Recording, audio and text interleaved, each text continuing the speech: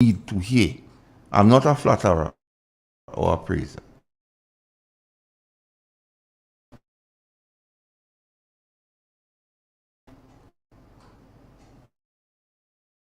Same time to bring hope to hopeless, marginalized. I'll go in on the piece and then we go court and go through. The classic case of corruption and conflict of interest. If you look at it, was placed on a greater CBI program to fund programs in the coming year. Even they say the CBI fund carry flag games. You hear that? But there are some questions to ask on that too. Not tourism, agriculture, foreign investment, or the construction sector, but the program that is clothed with uncertainty, as it is heavily hinged on external factors and what is happening globally.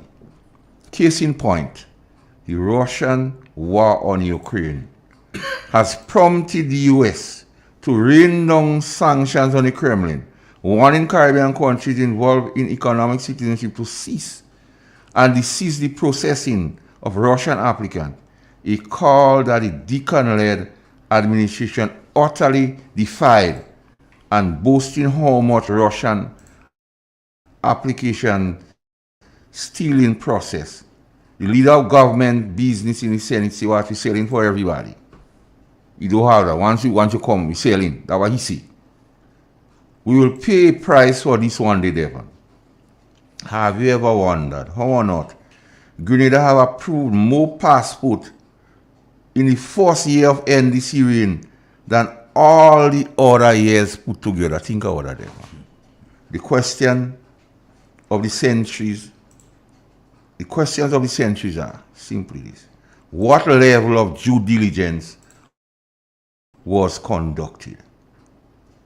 Can Grenada say in all honesty that we have done the requisite checks that render the passport holders worthy of becoming Grenadian citizens?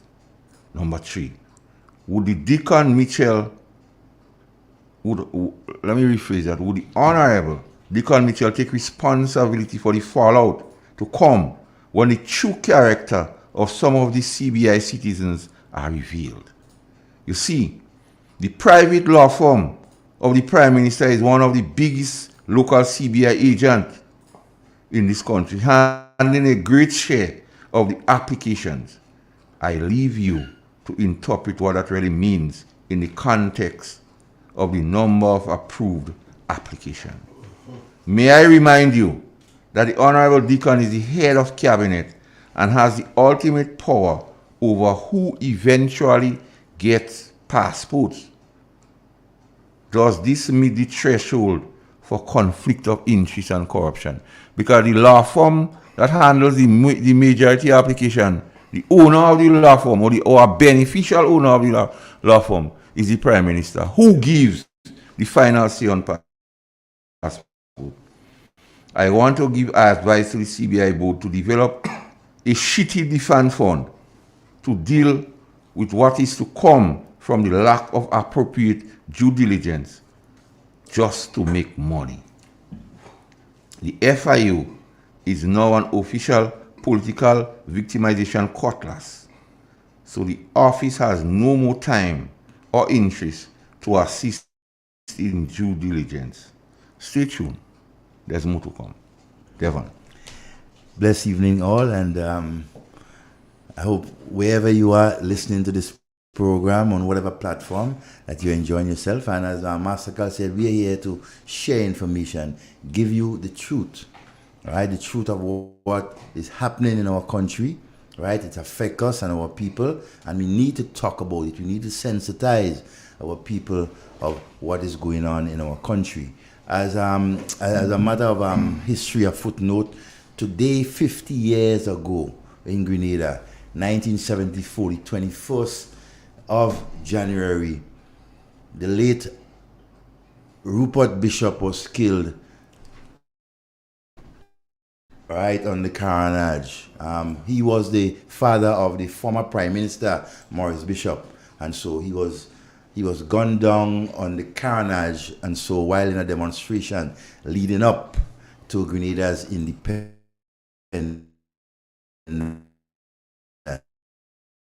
No, right, as we about to celebrate our 50th anniversary of independence, the persons who struggled and who created an impact leading to our independence and after our independence, and so on. Thus, the name Rupert Bishop would ring a bell in the history of Grenada as we move forward. Just thought I should mention that for those of you who were not aware of that part of our history. Master Carl, as we move closer to our celebration, we realize there are so many things that is going on that is not in sync, right, in our country. The history of our country is not being properly outlined, and so, right, it is being misrepresented, right? Those who played particular role within that 50-year span, a lot of persons have been left off. The recognition, right? The calling of the names, letting people understand who those persons were and their contribution. I think we have a lot, right, to do still. Right? So I urge the committee to continue putting this thing right. It's not about politics, but it's about putting Grenada's history right. Let's not show favoritism to one class of people or group of people, but to ensure that Grenada's history is being written properly. Right? And there are persons there who know, right, who have an understanding and aware of what is going on in our country. And as we celebrate the 50th, let us not leave out persons who have contributed both politically, sports, education, in whatever way, culturally, and so let us recognize them in the smallest possible way. Devon, hasn't the discussion around 50 years of independence strange and hollow when E.M. Gary is not front and center of the conversation? Yes, has to be. When Keith Claudius Mitchell, the man who they say they are wrong now, 40 years out of the 50, he been in it in 23 years as Prime Minister, and you hire an independence for 50 years, and you do hearing them men and them name being promoted or mentioned. That is sad. You ought to know this thing is cockapoo. Something is wrong. And may I remind the NDC folks, yes, the haters, good afternoon to you. I know all you're listening. Is red, green, and gold. I don't know who gives them the right constitutionality to bring it in yellow. It's red, green, and gold. But they bring the thing into a yellow thing. All the way goes yellow, yellow, yellow. All backdrops yellow. No. We have to go back to restorative justice. Restorative justice means to restore something to somebody. So it seems like they've been, as they say, in opposition a very, very long time. So they see that the time now. So they make everything about yellow. But let me just warn on the thing is gold. Yes. Don't get sidetracked, but are going back again, Eagle. Devon, how come you having 50 years of independence and the man who fought through blood, sweat, and tears, E.M. Gary? You hear the talking, all kind of hero talk you don't hear in Gary name mentioned. E.M. Gary, you're not hearing it. The man who was the Prime Minister in this country for 23 years, whether you like him or not, whether you agree with him or not, the fact remains he has contributed as Prime Minister for 23 of the 50 years. So you cannot conveniently forget these two political persons in the 50th anniversary here. You know what is amazing? Those two put together, prime ministers, are responsible for the most development that Grenada went through in the last 50 years. Yes. Both of them. Yes. Right? They were responsible for 90, if not 95% of Grenada's development, right, as it stands today. And all of them who both seen, they're under the bright. E.M. Gary laid the groundwork with schools. Yes. Keith Mitchell laid the groundwork with ICT in terms of the internet and so on to allow them. Yes. So all of them who both seen the study online. Yes, Ron, good afternoon. Studying online. Because of Keith Claudius Mitchell, they afford them to study online. He liberalized the telecommunication and Gary built the infrastructure and Keith Mitchell improve on those infrastructures. Oh, yes. But you don't hear nothing about them at all. No mention of these two persons like they don't exist. Yeah. And we're talking about togetherness.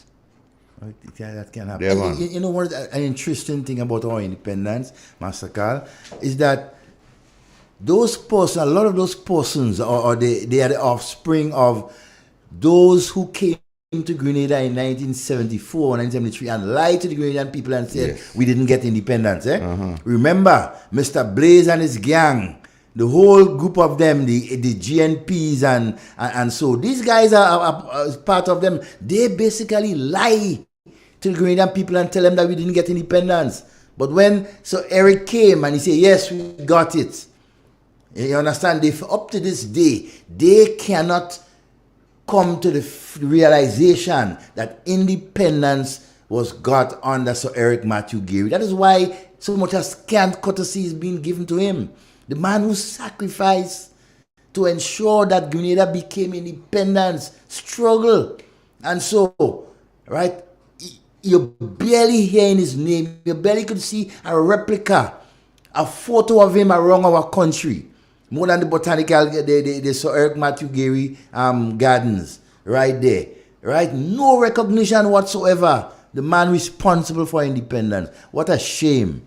I mean, this group of politicians and persons responsible for this celebration should just sit down, just take a look at yourself and realize what you're doing. Devon, there was a school pinning exercise where they pinning something on children. They leave all the elected MP opposition. Yes. The people elect them, you know. Those the people reject. They say we don't want all you. They pin on school children. They front and center. The electorate reject all you. They say we don't want all you. But they get prominence. Yeah. And the people say we want, they don't want it. Now, they want this thing need to fix. This government behaving like Grenada gain independence on the 22nd of June, 2022. Yeah. And that the first year of independence, so they could squander the people money and buy plane ticket for people to come down here. Man knows plan. Allah, God is the best planner. Yeah, he mash it up when he's ready. That takes me to a serious situation, Devon. COVID-19. Very serious.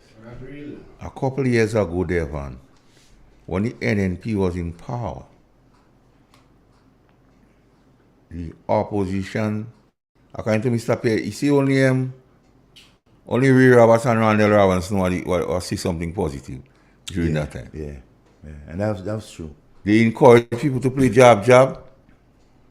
Tillman Thomas was taking pity of paying the jab. Yeah, giving donations. So, full circle wrong. Independence.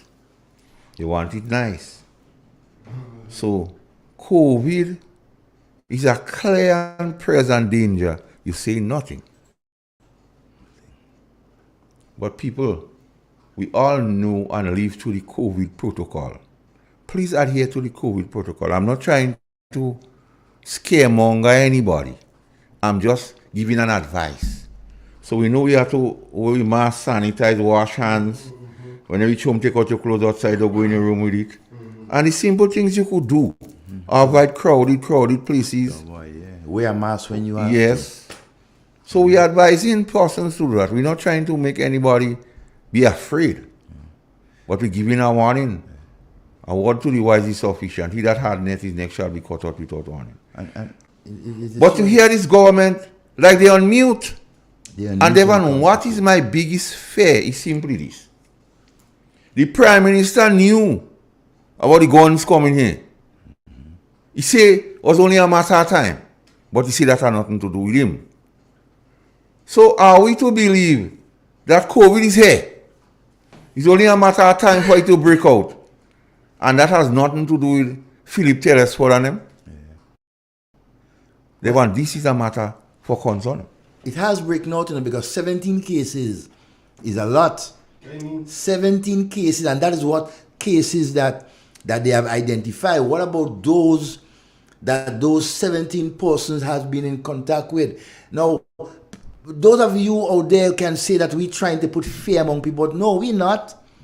We're trying to ensure that in every single corner of Grenada, people recognize that COVID is here, right? It's here and it is ramping up, right? It is getting worse. We need to pay attention. It's not about scaremongering people, right? We sensitizing people. That's what the government is not doing. The government is not talking about the situation with COVID and the other related diseases that we have in our country. All they are studying about is to defend the celebrations of the 50th and so, right? And will eventually, if they don't pay attention to what is going on, that 50th anniversary that we're trying to cherish may end up being a disaster.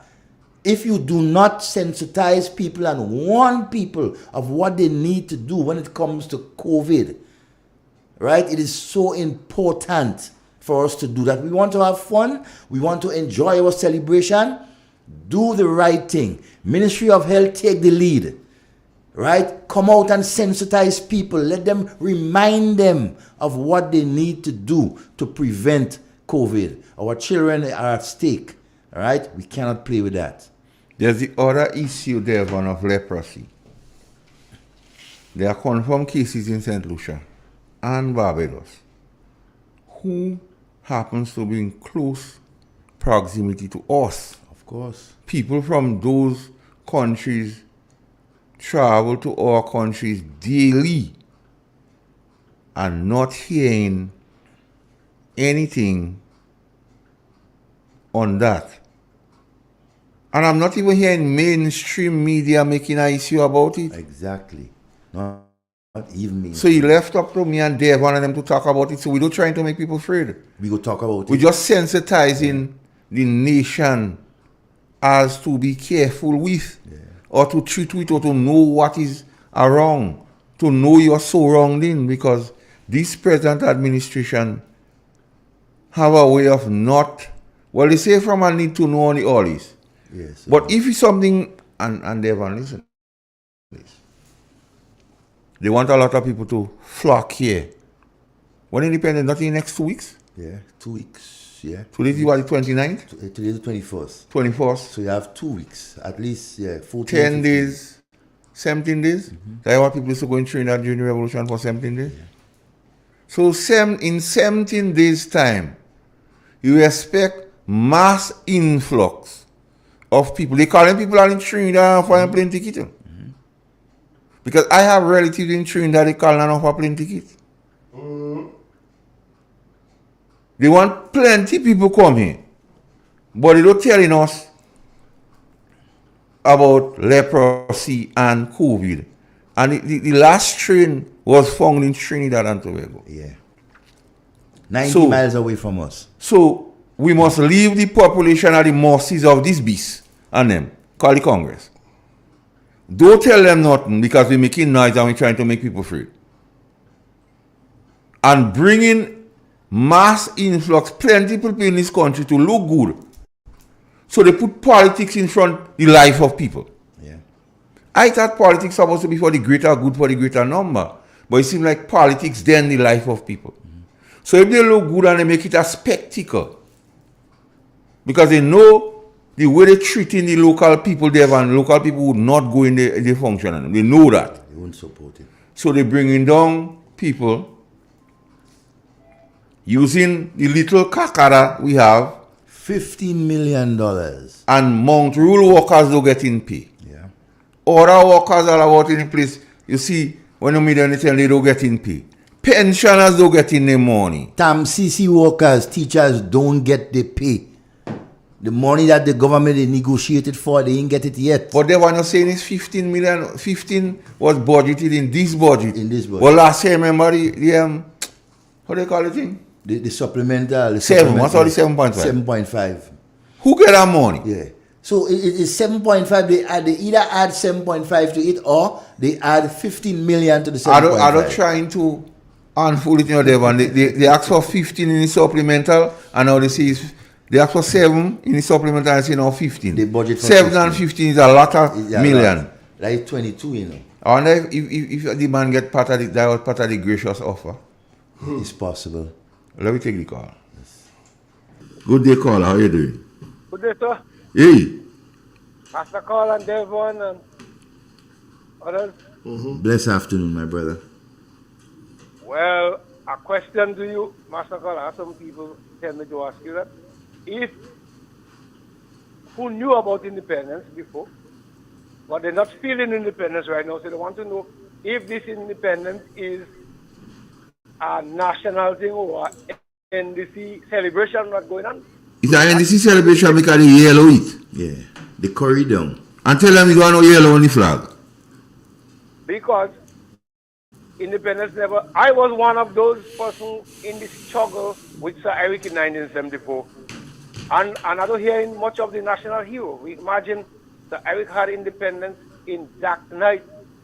No electricity in the country, and this man fight it. I can remember when the Queen representative came to speak, the mic was giving trouble because of Delco we was using. I was a little young boy those days. I the one hire a bus the car yellow bird to go on the airport to receive the hero when he come to say he have it in the bag. A lot of NDC old supporters today was there saying we want independence but we don't want it under Gary. Because Gary, who wants independence and our primary school boy, that boy, we don't want it.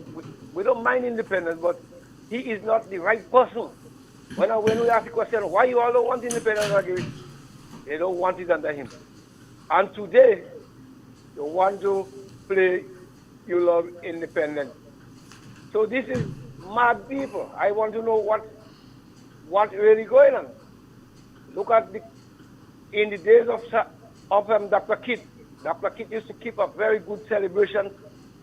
They had people in 2008. They had people telling us, "Man, let's go to Command Park and enjoy ourselves because this don't go in the park and this thing. Don't go and make it independence celebration look good." They was calling kids independence at the time. Today, what they're trying, a lot of us know what has happened. They was trying to boycott it. Now I hear activists come on radio saying about NNP telling people not to go. More lies again. More lies again. Grenadians who have eyes to see. Grenadians who are ears to hear. Master Call. I want to see if you now clung this independence. Yeah. That's right, okay. I want to see if you now clung, and I want to see if you now function in Command Park. I wonder if some money budgeted for Command Park to have that celebration too. And I wonder if you got money to buy clung clothes. Yeah, and clung clothes. But Devon, en route to here, 15 million in this budget, 7 million in the supplementary. But they asking poor people, children, to be patriots, to come out by the road and paint for free and to clean by the roadside for free. They didn't even have a heart. Because the symbol is the heart. They couldn't give her 2 fortnight, Devon. But that is just a ploy, you know, because there are a lot of persons who coming out and work and they getting paid. But on the hand, they have money budgeted to give persons to paint, to buy paint, and to help paint. And why they pretending you are patriots? They pretending that you don't have money, and they asking people to come out. They're trying to see if they could whip up that kind of support. You understand? But they're not doing it right. You're having money. Only one set of people are spending the money, right? Just like the cess money that all they get. One set of people spend it. Who build this? Who get that? And everything. That is what is going on in independence. They turn it into a political affair, right? And not a Grenada affair. I mean, it's not about politics. It's about our celebration. Let us make it right. You are the one that is spearheading it. Right? Do a good job for once. Let's leave all the politics in it now. Incorporate everybody in it. But again, you guys have not been in office, in the corridors of power for a long time. So you felt left out. So everything is about is my time now. My time now. That is so pathetic. As some of you, who shows no patriotism. No patriotism whatsoever. Because I remember, and I keep saying it, when there were those on social media and radio talking about, don't go in that clown show and Grenadians dressing up like clown and go and celebrate the 7th of February. Now you hear some of those quote-unquote clowns and leeches, right, still on social media begging the Grenadian people to come out and support. Be patriotic. You understand? Change your ways. I wonder why some of your ways can't change too. Master Carl? But Devon, why give a selected few a $2? Why give a selected few? Yeah, and not share it. Yeah. Why give a selected few? And why not? Let me take the call. Good afternoon, caller. You have lost it. Yes, caller. Call us back. And why give a selected few? Yeah. When it's about Grenada and independence, it's about all of us. It's about all of us. All of us. Yeah. Good afternoon. Good afternoon, Mr. Romain and Mr. Carl. Good afternoon, sir. I don't normally call the program this all the time, but I heard something earlier on this morning on the NDC heartbeat. And I don't know if any one of you all had heard it, but I will be glad if you all didn't hear it yet to make an effort to hear it and to give us a proper explanation. Because I am hearing Mr. Terry Forrester interviewing Mr. Cornwall, who is the Minister of Finance, and he's claiming that the people that complain that they have not got pay are getting paid late, it is a problem with the workers and nothing to do with government in that respect. That government have the monies are available, and that the reason why pensioners are not getting their money in play and the persons that work on the road and so are not getting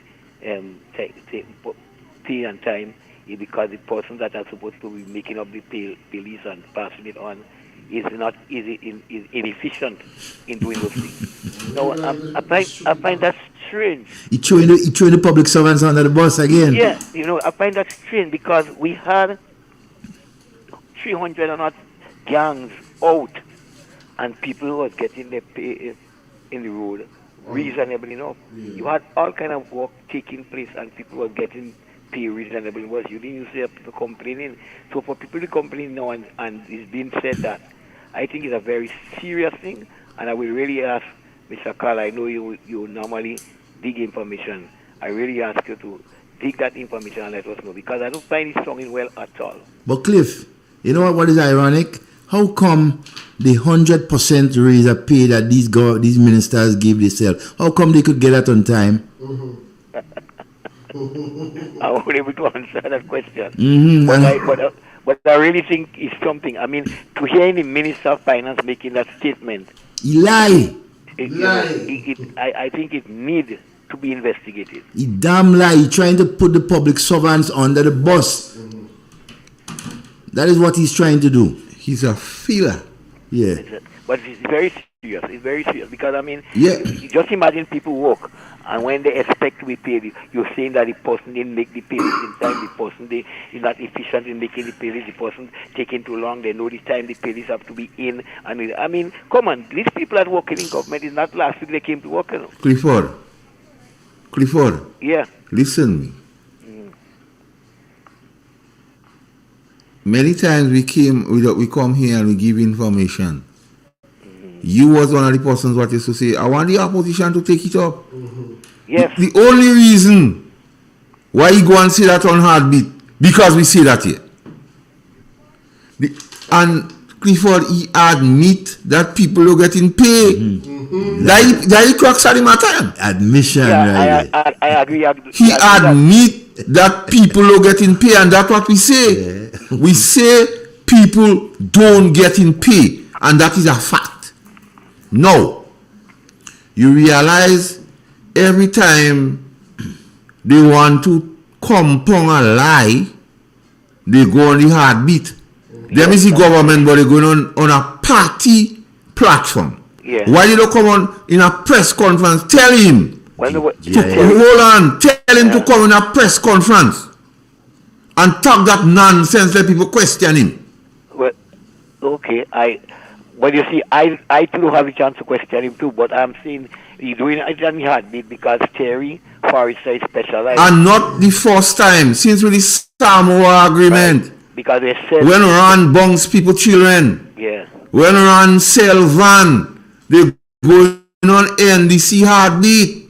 Well, because they're not facing the nation to be scrutinized.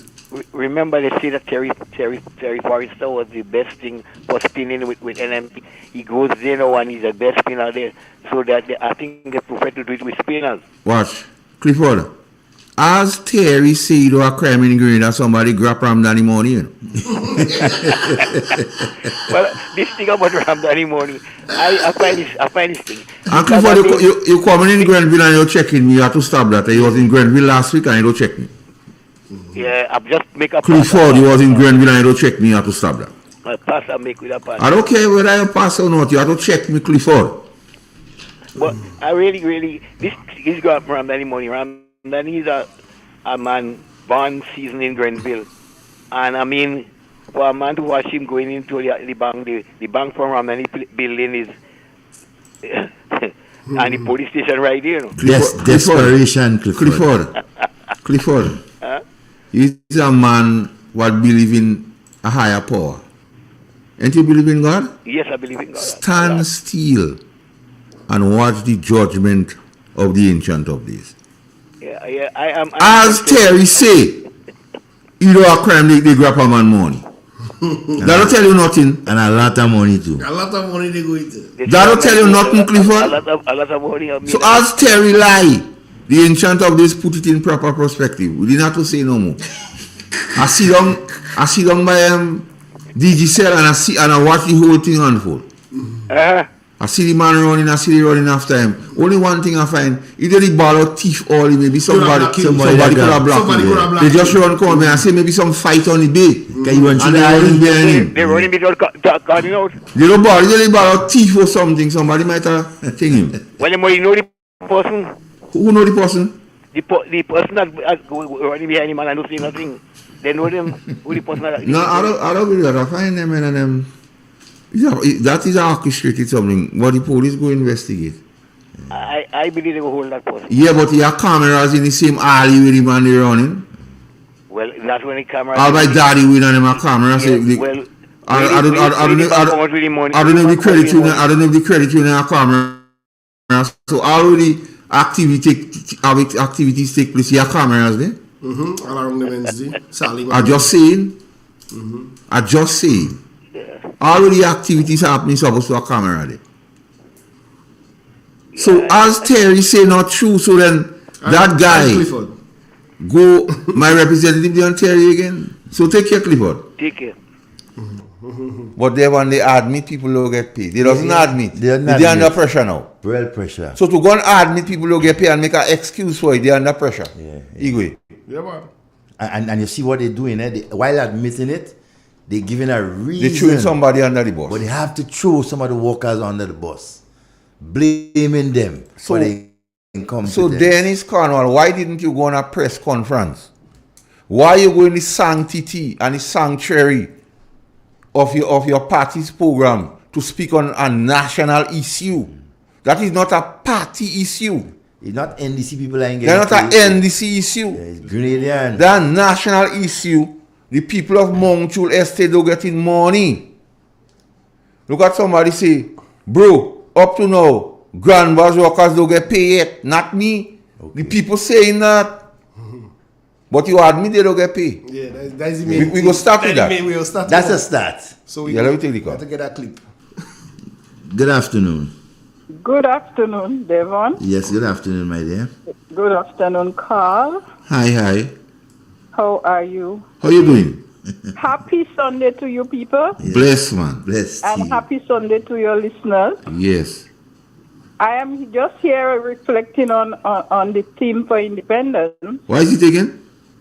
One people, one journey, One future. One caller. Huh? One caller. One Say it again. One people. One journey. One journey. One future. One future. But how could Future we for have one. One people, one journey, one future. For one set of people. For one set of people. I mean, it is so ironic and unfortunate that this government is so selective, and it's my vulnerable community I'm referring to, so selective when it comes to the most vulnerable persons, and so very generous to those whose pockets are already filled, because they weren't selective when they were giving allotting the extra 5,000 to all parliamentarians, whether you're a minister or not. Everybody getting this $5,000. All senators getting $3,500. But when it comes to $200 for the poorest people in our community, we have to be so selective. So tell me, how can they enjoy this 50th anniversary independence? Some of them may not even be able to buy a little flag for $2 for less. So, you see, that's words without actions. This theme is words without action. Enjoy the rest of the Sunday. All right, thanks for your Have a wonderful evening. contribution. One people, one journey, one future. It all boils down, based on what we've seen, everything is one. One. They get to know that if it's only one political organization that is in Grenada, right? They get to know that it's them alone that have to carry on to ensure that we have a fruitful celebration. I mean, I cannot understand. Like, they alone want to determine our future. The future of Grenada must be determined by its people, not one set of people who figure they have political power and they could do what they want. Yeah. I mean, that is Crazy. sick. Mad. So don't worry your head too much about empty treasury. We in the NDC, we have the exposure. We have had the exposure. Good? And we know what to do to find money, to look after the needs of our people. And as I have the mic, let me say, as we go around the country and we speak to our people, that's a topic that they always say to us, we go pay salary late and we don't know how to run a country. Tell them that we say we know how to run a country, and tell them that we wouldn't pay salary late. All right? Tell them that affirmatively. We're not going to pay salary late, and we know how to run a country. Affirmative action. I know all they go vexing. But the people tell them, Devon, we know all they go pay late. Yes. Look at Dennis confirm the thing. Dennis confirm they paying late. Yeah. Although he blaming people, because the people say what? All you come in front of us, but all you don't know how to run country. But all you go pay late. No, all you paying late, all you making excuse. Everybody know that what all you go do. It's a habit, it's something. And I know they just vex with the clip on them anyway. Yeah. But I their word because the people say, the people are calling. They say, but all you just pay late. I say, no. We not to find money affirmative. But you paying late affirmatively. And it is understood, chatters on the street, is understood that minimum wage issue, it was supposed to take effect as of this month, right? And there are workers who supposed to be seeing a change on the fortnightly thing. They have not seen it up to this time. You understand? Because if that's supposed to take effect in January, and we have salaries are being paid on a fortnightly basis, it must reflect on the worker's salary, right, on the fortnight. But that has not yet been done. Play the clip again. Because the people, they ask them that same question. Yes. So don't worry your head too much about. So the people worry now. About. And he gave us assurance. Empty treasury. Empty treasury. We in the NDC, we have the exposure. We have had the exposure. Good? And we know what to do to find money, to look after the needs of our people. And as I have the mic, let me say, as we go around the country and we speak to our people, that's a topic that they always say to us, we go pay salary late and we don't know how to run a country. Tell them that we say we know how to run a country and tell them that we wouldn't pay salary late. All right? Tell them that affirmatively. We're not going to pay salary late and we know how to run a country. But mine are gonna kill them slowly. But mine are gonna kill them only. Devon, two things sticks out at me there. He tell the people not to worry about the people worrying that why they telling us they don't get pay. And secondly, they know how to find money. They know how to find 7.5. They know how to find 15 to squander for independence. So you're right. They know how to spend money but not to pay people. For them. And your representative must know the people ask them. They say, boy, I don't know how to run country. Boy, I let us pay late. And they give the people. But then it's confirmed they paying late. Yeah. So we get from the horse's mouth. Good afternoon. Yeah, afternoon. I have a problem. A slight problem, I have a slight problem with Mr. Bridgman. Why you have a problem, Mr. Bridgman? Mr. Bridgman is transferring the heartbeat to your program now, and this I find I don't like it at all. He's transferring whatever I hear on the heartbeat, he come in and repeat it here, and I think he's a way out of order. Right? There's something else. Yeah.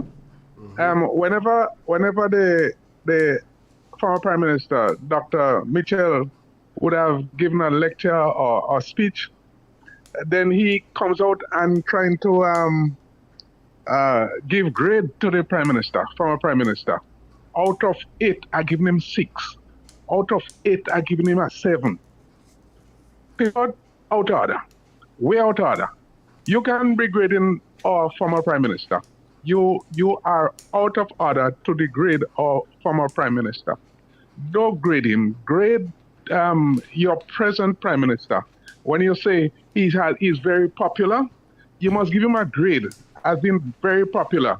You've been saying that over and over. The present Prime Minister is very popular. Give him a 8 out of 8. Please, Bridgman, give the present Prime Minister 8 out of 8, and don't just grade him overall. He's very popular.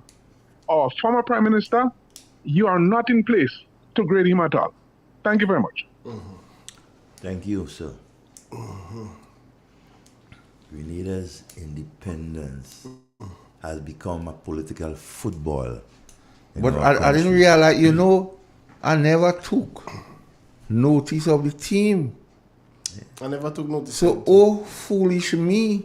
Yes. So when I see the one color yellow, Yes, one color. one set of people you see getting pay hand hand, I didn't realize it was one people, one journey. So one journey, one future, one color, one party. One color.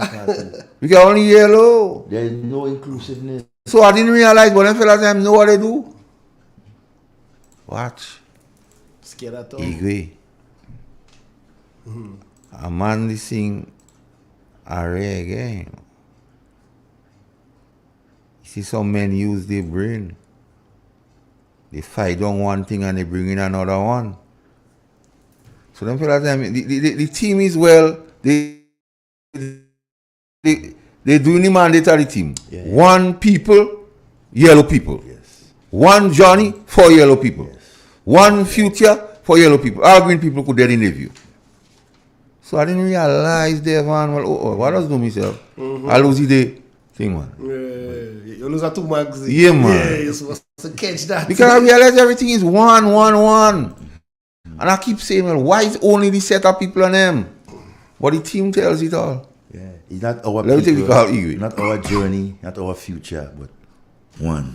Hello. Good afternoon, my friend. Yeah, I just want to let the gentleman know that I am a free man to live my life, and he don't have no right to judge me. Before he step on your toe there, Yeah, he he talk don't have no with right you to now. judge me because he's saying what I didn't say in the first place, and secondly, I'm not depending on him to give me what to say. So I don't wait until he speak to say something. All right. If I break a rule, then deal with me. So right here now, you say your piece, he say your piece. And I'm done. So I don't want either of us to call back and say no peace. Speak something on the topic now. And not personal. Because I say here, we're not here on personality. We're not here to demonize any person. I respect your views, I respect his views. Well, we don't use the radio station as a combating area for combatants. Find out one another number and call one another number, trash it out among all yourselves. Because I'm sure both of you are hardcore NNP supporters. Yes.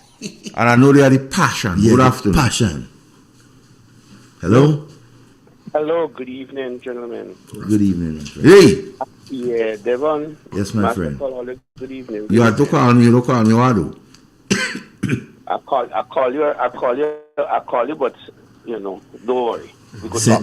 St. David's have it going, man. You not time for us these days. No, we have issues, man. We have a lot of issues. Something what they have. I don't know what it is. I don't know if it's COVID. I don't know if it's misuse or whatever. I hope you're organizing some funds for the gentleman. Yeah, I want to do something on social media so that we can. Don't want to do it. Yeah, we're gonna have a GoFundMe for him. Yeah. Yeah. I have a serious question I need to ask. Very, very serious. The way it appears that things is going in Grenada, Carriacou, and Pitimatnik now, I don't know. But it look very, very urgent. Suppose the Honorable Dick Mitchell decide to call an election no. Will the NNP ready? That is my question, my concern. And the reason for asking that, I hope Dr. Mitchell is listening. The reason for asking that,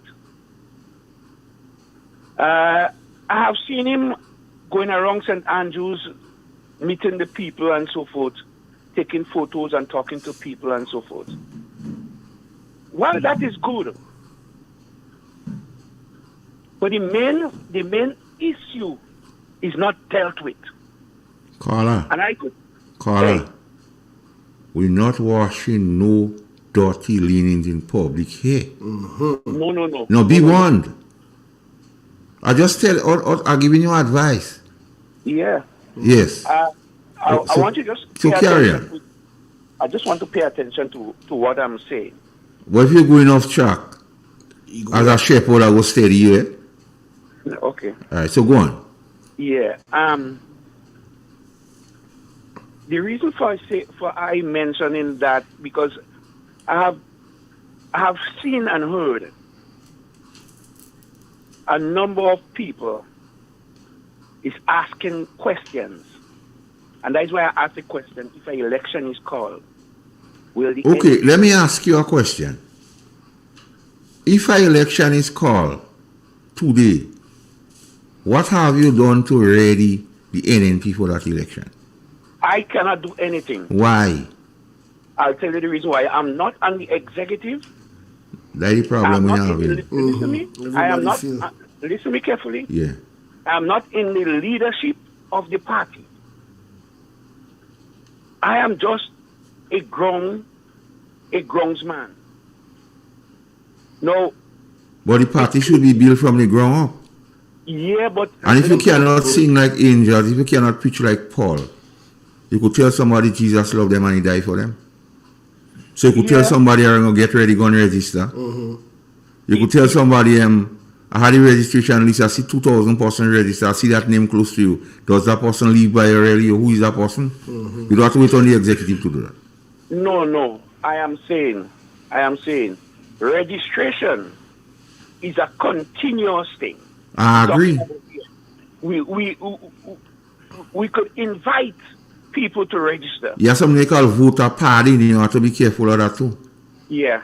You hear about 2,000 people coming down for the celebration and people telling them come and register, so you have to keep your eye open too. Do it on the executive to do that. You could do that too.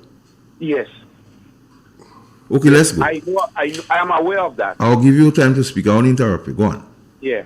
I'm aware of all that you're saying. The 2,000 people, yes, when they come, you see, what I'm saying is,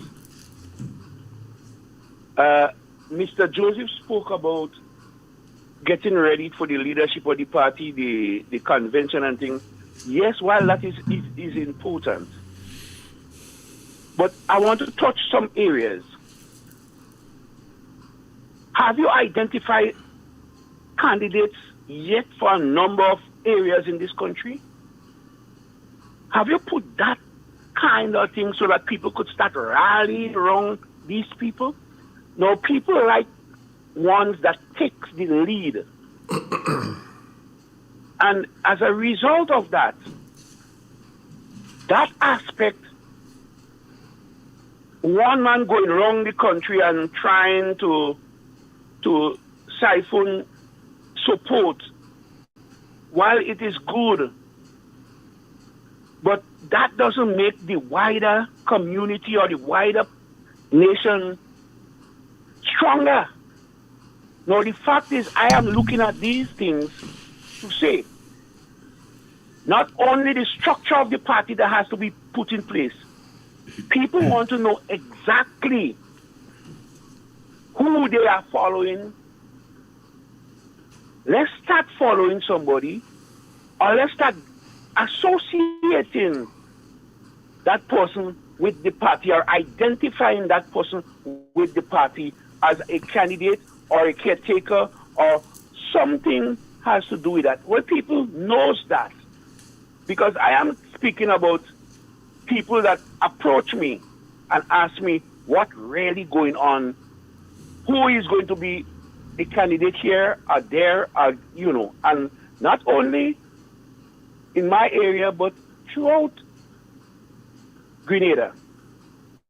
And they want to know, because they're concerned about their vote in the next election.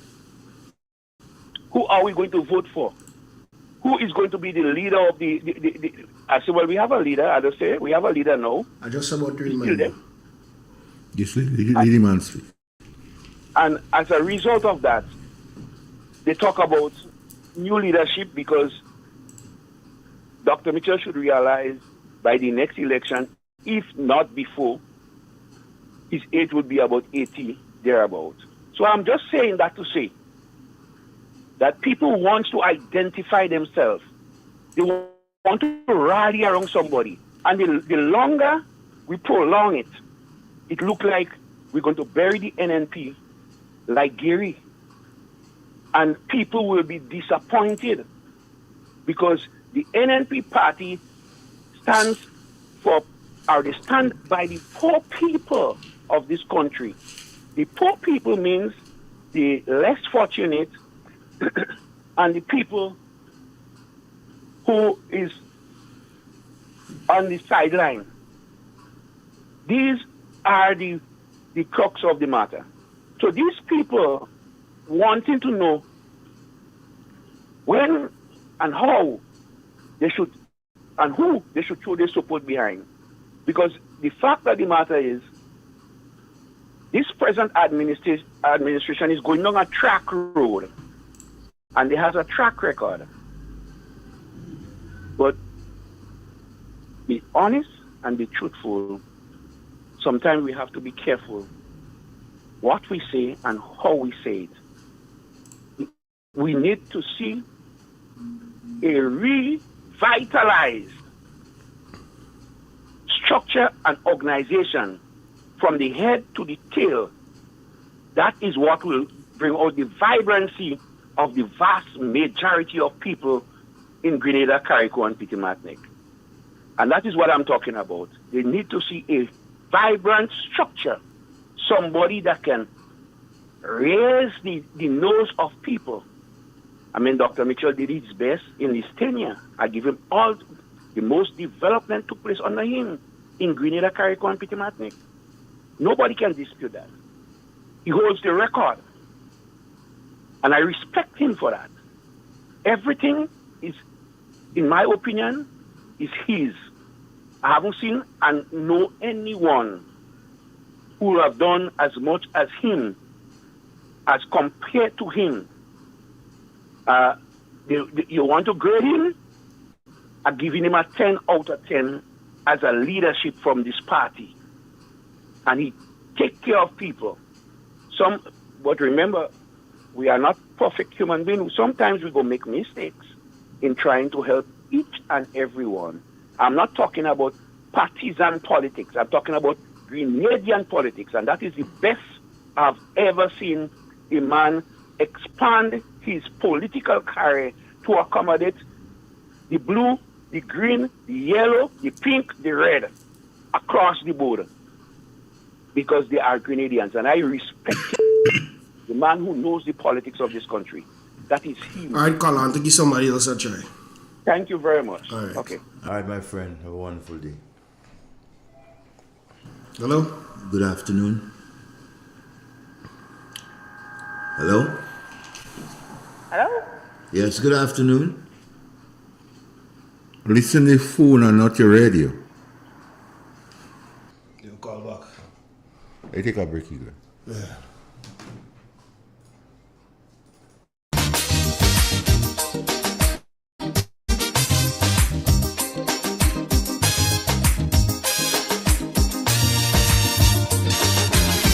Tell me candid, they too wicked, far too crooked.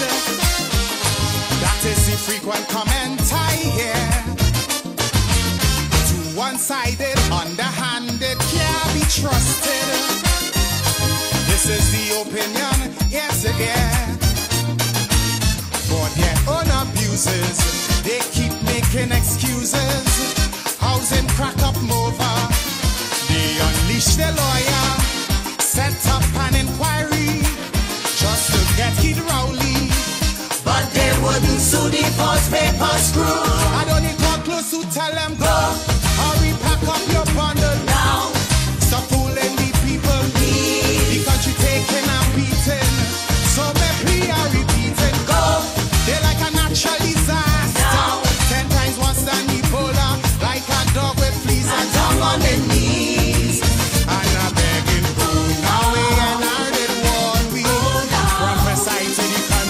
Streets turn into rivers, then into seas. Is why I'm singing. Now this is my humble petition.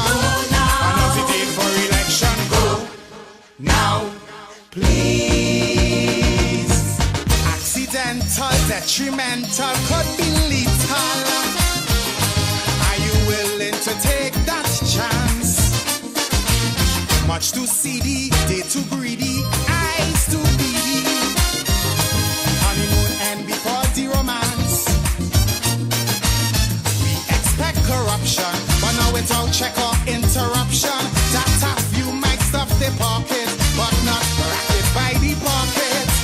From the constant comments, we ain't get no recess. Before things fall apart and the riot starts, even in chutney I'll tell them go. Make it sooner than later, to protect the future, please. For the sake of we children and the next generation, go. To safeguard our image, before Griffith cause more damage. Like a dog with fleas, a dog on the knees. And I'm begging, go now. They try to stick me with rich me. Go now. They have more trick than Houdini. Streams turn into rivers, then into seas. That's why I'm singing, go now. Please, Mrs. Pamela, go now. Take Munila and Sharma, go now. Please.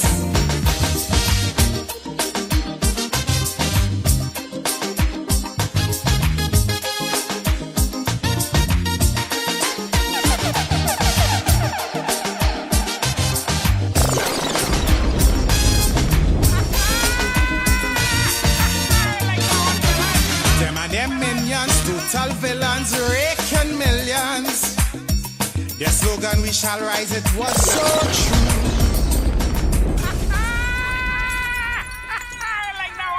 Remember, folks, the number to call to get on the inside is 442-0175. And we have a call. Hello. Good afternoon. Hello? Yes, go ahead. No person listening to the radio. Hello. I find that person playing tricks, to be honest with you. No, man, them will listen to the radio, so you have a delay. Yes, Devon. We was talking about the independent, but we need to do better as a people because the independent belongs to all of us. Yeah. We go have our difference politically, and that is okay. We go like who we like, and that is okay. We go support who we support, and that is okay. When it comes for something of national importance and something for the nation, we cannot have the team one people, one Johnny, one future, and selectively being one party, one caller. And that ought to be thing. Yeah, and it reflects, right or wrong, because the team, this one, you're seeing one set of people getting everything, right? That is, tangible during the independence celebration. The contracts, the whatever, you see it is one.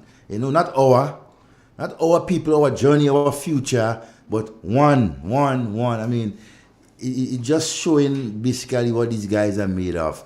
You're preaching one thing and then you're practicing another. So we have to do better than that. And they are not, again, as we said, they are not highlighting the 50 years, what went on in 50 years, right, in our country, the benefits, who was responsible for what and what. It's not much to say. There are two personal names, right, that is so significant to these 50 years of independence, and that is the two names that they do not want to repeat. They do not want to repeat Sir Eric Matthew Gary, the father of independence. They don't want to give him that prominence that he should. They do not want to repeat the Right Honorable Dr. Keith Claudius Mitchell because of his contribution 40 years in the parliament and his contribution as a prime minister, the development of this country. They do not want to visit those achievements by these two individuals because that will show them up, right, to what they are. NDC don't want that.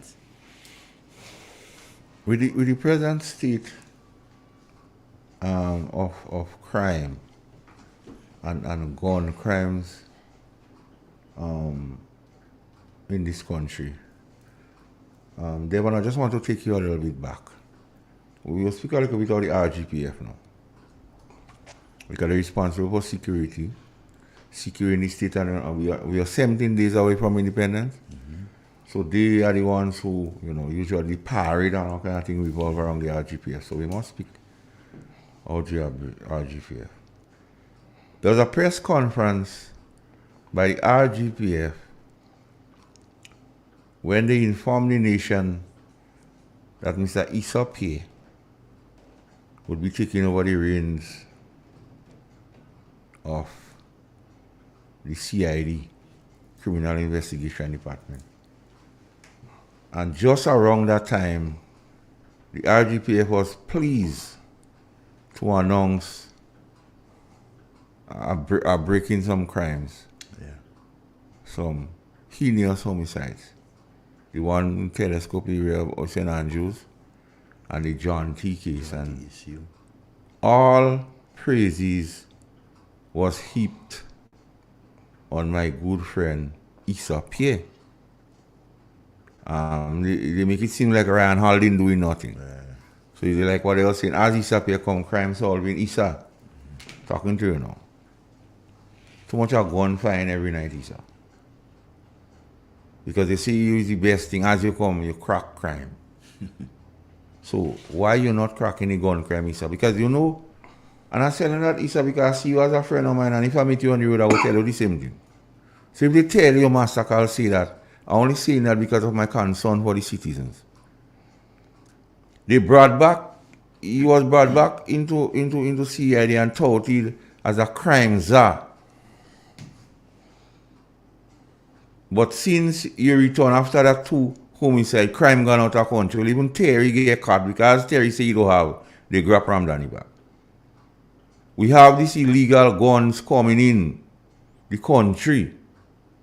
And the underworld bosses find guns at wheel in the ghetto, in Grand Mall, in Grand Anse all over. Telescope. Because they presented you as the man with all the answers for serious crime. Or was that just an idea to get rid of Ryan because they feel Ryan may be singing in a different hymn sheet? Issa, tell the powers that be, the Minister of National Security and the advisor, to give the police some resources and finance to fight crime. Because all they do nothing to fix the barracks and them that is broken down all Central and Victorian. The police have to drive around with plastic bag to keep out water when rain coming. Because the vehicle has no glass in the window and glass can go down and go up and things. So the police, Issa, is demoralized. Mr. Mackenzie, the police is demoralized. So that's why the criminal elements in our country having a field day. But the government on one hand, information has surfaced. Even relatives of mine calling me and telling me what they offer me to buy ticket to come down. Well, if you could spend 15 plus 7 million on the independence thing, fix the thing for the police and them now. Because this gun crime getting out of hand. And I keep asking the questions here, Devon. Is there a crime strategy? I've not heard one. And if so, what is this crime strategy? And if so, what is the expectation of the public? What is my expectation to aid and abet to help the crime strategy? And how does your expectation for me and the crime strategy work to alleviate crime and criminal elements in the society? Because the sad thing about it is, Devon, look at the construct of the hierarchy of the RGPF. Look at it. Don Mackenzie. Does he have a claim to fame as an investigator? Stratters on the street say no. Does he have a claim to fame as an intelligence gatherer? Men who work in the prison say no. Jesman Prince. Does he have a claim to fame, or does he have any track record when it comes to investigating? Chatters say no. People in SSU and them say no. Does he have a claim to fame in intelligence gathering? People in Fort George say no. John Charles, does he have a claim to fame in investigating Coast Guard men say no. Does he have any claim to fame as an intelligence gatherer? People in the Eastern Policing Division say no.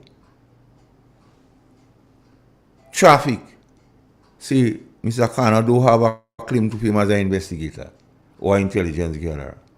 Prosecution say Vanny Cohen don't have a claim to fame as an investigator or intelligence gatherer. But so you have all these people. The hierarchy. Then so I asked what's out Whelan Thompson. They say no. Then police say, well, Master Carl, you forgetting this guy there. What's it? I say, well, I don't know. I've been out of the system a while now. I don't know. Yeah, hold on, caller. So I must make that point. The people we have at the helm, and add it to the fact that the Prime Minister categorically stated that he knew of the gun situation. He knew it was a matter of time. But that had nothing to do with him. So, therefore, you don't have nobody who care. And criminals know that. Mr. Commissioner, if you can't do the thing, just walk away. And let them get an operational commander of the force. Because this level of crime call for an operational commander who would deal with the thing. Yeah, well. Some years ago, somebody tell me, give a little advice, Master Carl, don't only criticize. So, you could call Frank Redhead. Most definitely. You could call Edwin Martin. Yes. You could call Michael Francois. You could call Trevor Modesty. They just in Grandma Fontenoy. You Trevor go help all you. You could call all Dunbar. You could call them Terrence Julian. You have people all you could call who have integrity. You could call Tafawa Pierre. Because them men and them intelligence gathering, Tafawa is a boss. He was a prosecutor, he was an investigator in FIU. You have men all you could call. But all you choose the least of the apostles, a kakistocracy. The least among them. And all you put them at the helm, at the RGPF, and all you expect them to fight crime. Such a sorry state, Devon. Such a sorry state. Still have a call online? Yes? Left here. Such a sorry state. Police vehicle driving around having plastic for when rain falling. The moral of the police officers are low. Right? And it don't take much to lift their moral, you know. Just by listening to them, give them what they need. Simple things. Proper accommodation, proper transportation, equipment to do their job efficiently, because we have some very good police officers in our country, right, who are dedicated to doing their jobs. But they need that help, that added support from the political directorate, right? They need that. And yet, if they don't get that support from the hierarchy of the police force, then we're in trouble. We're in serious trouble because the force has no direction.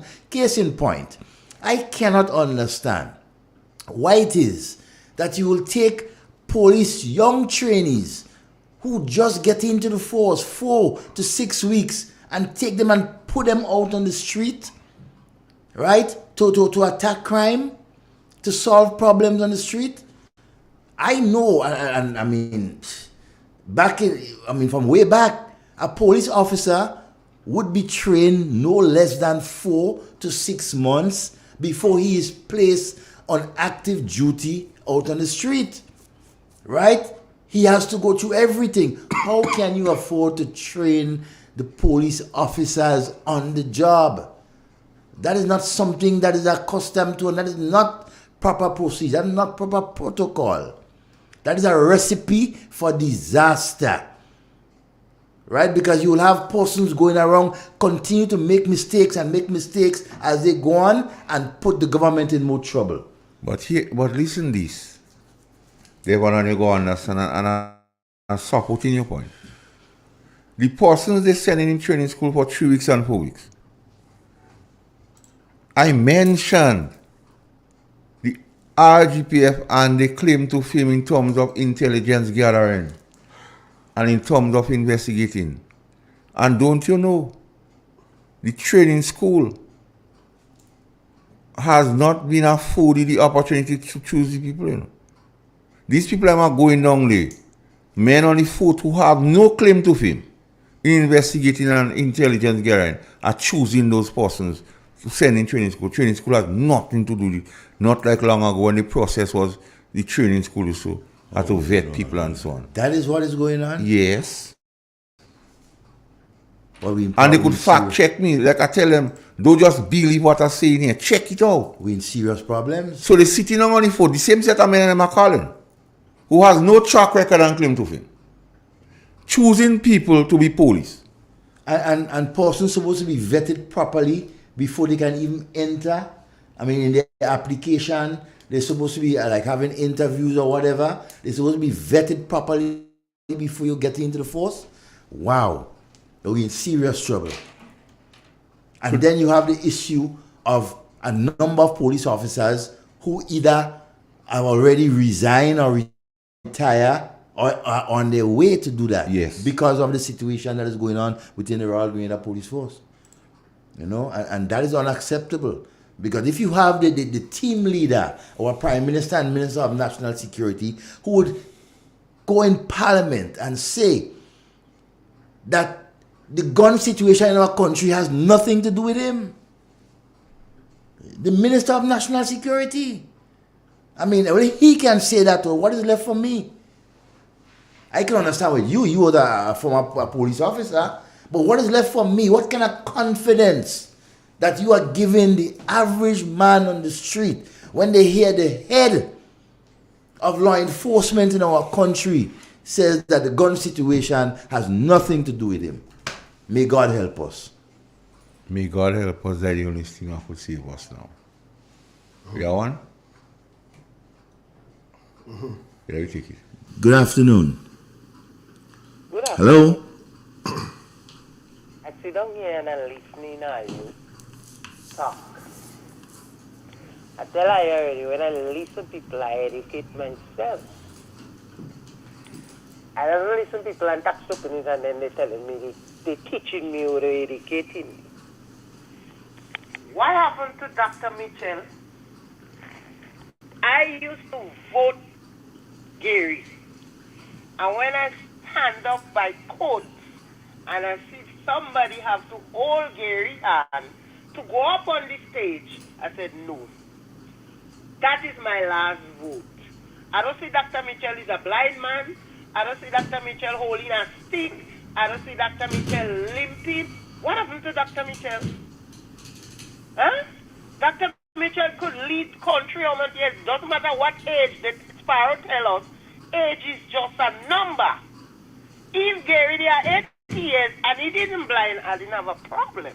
But Gary blind, he don't know what's going on in St. Patrick West. He don't know what's going on in St. Patrick East. He don't know what's going on in his own area. So why should you have a man like that telling me you would have vote again for that man? I don't say nothing to that. I don't want nobody saying this thing on the air.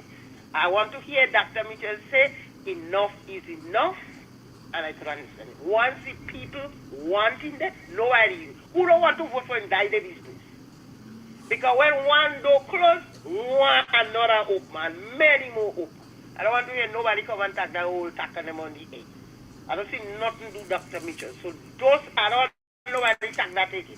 And who want to say, I listen that grading for Dr. Mitchell.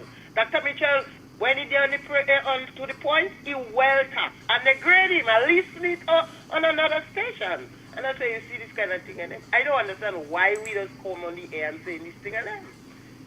He don't talk in against nobody. He say what's going on in the country.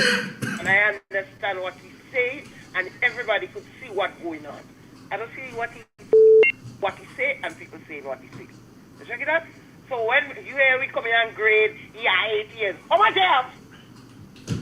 Who say he are 8 years? How have? Nobody don't come in and call 8 on nobody. If a man could, because look who they put there, and look the youngest man there, and he cannot do what he has to do. Mm-hmm. Watch what's going on in this country. If anybody, I know, get vexed if somebody come and tell me what country you're from. Because what's going on in this country, I never like it. I don't like it and I don't have to like it.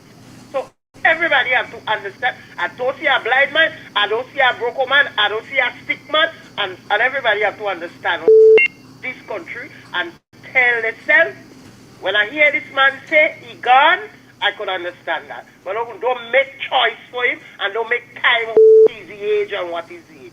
I don't want to hear that thinking. Let we talk with sense and talk and educate the people. Case closed. All right. Yeah, next one. Good afternoon, welcome.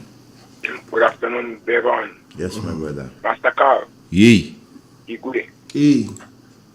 Yeah, I think we should keep it in and independent because that one is very, very important.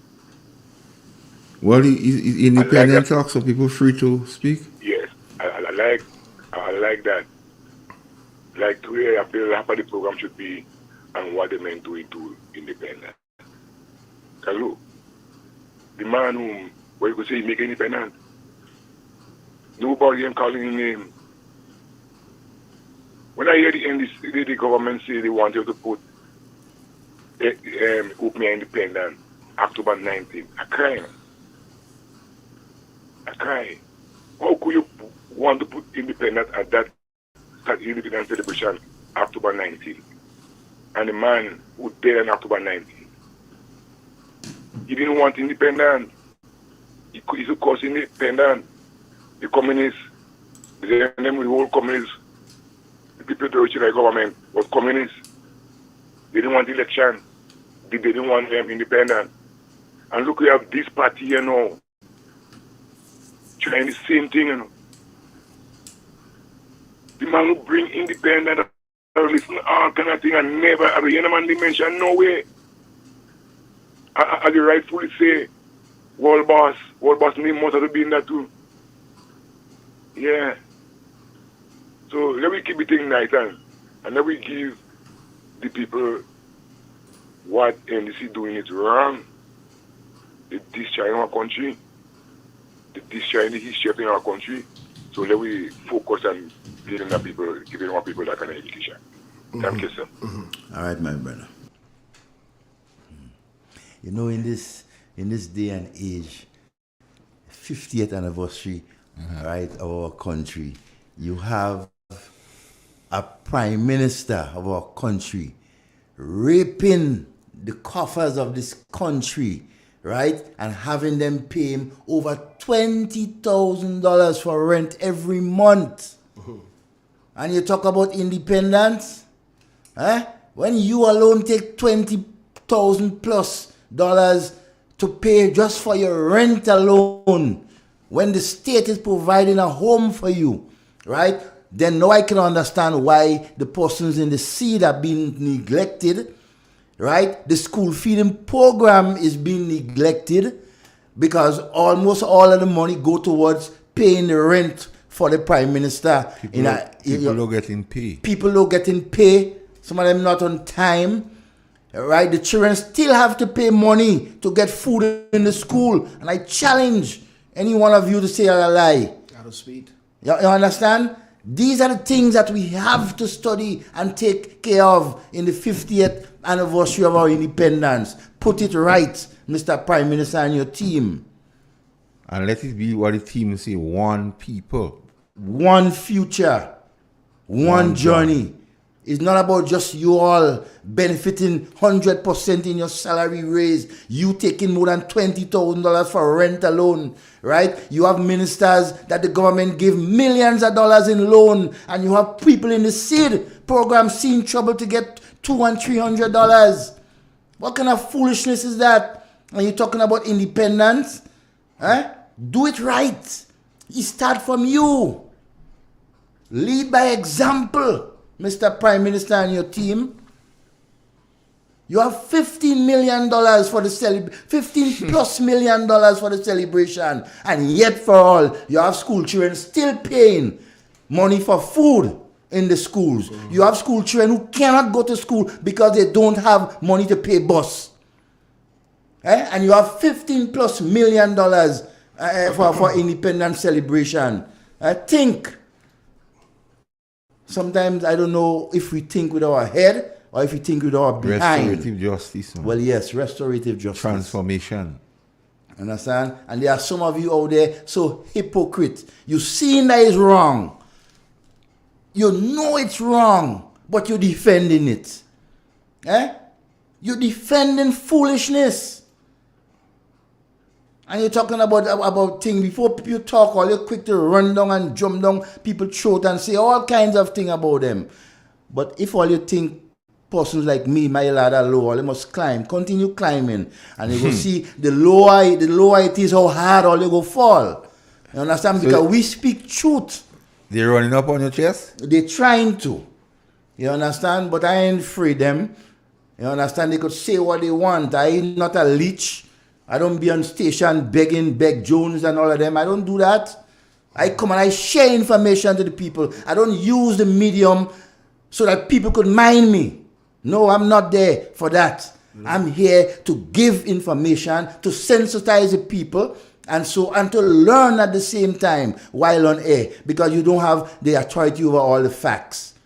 So that's why I'm here, not to leech off of people.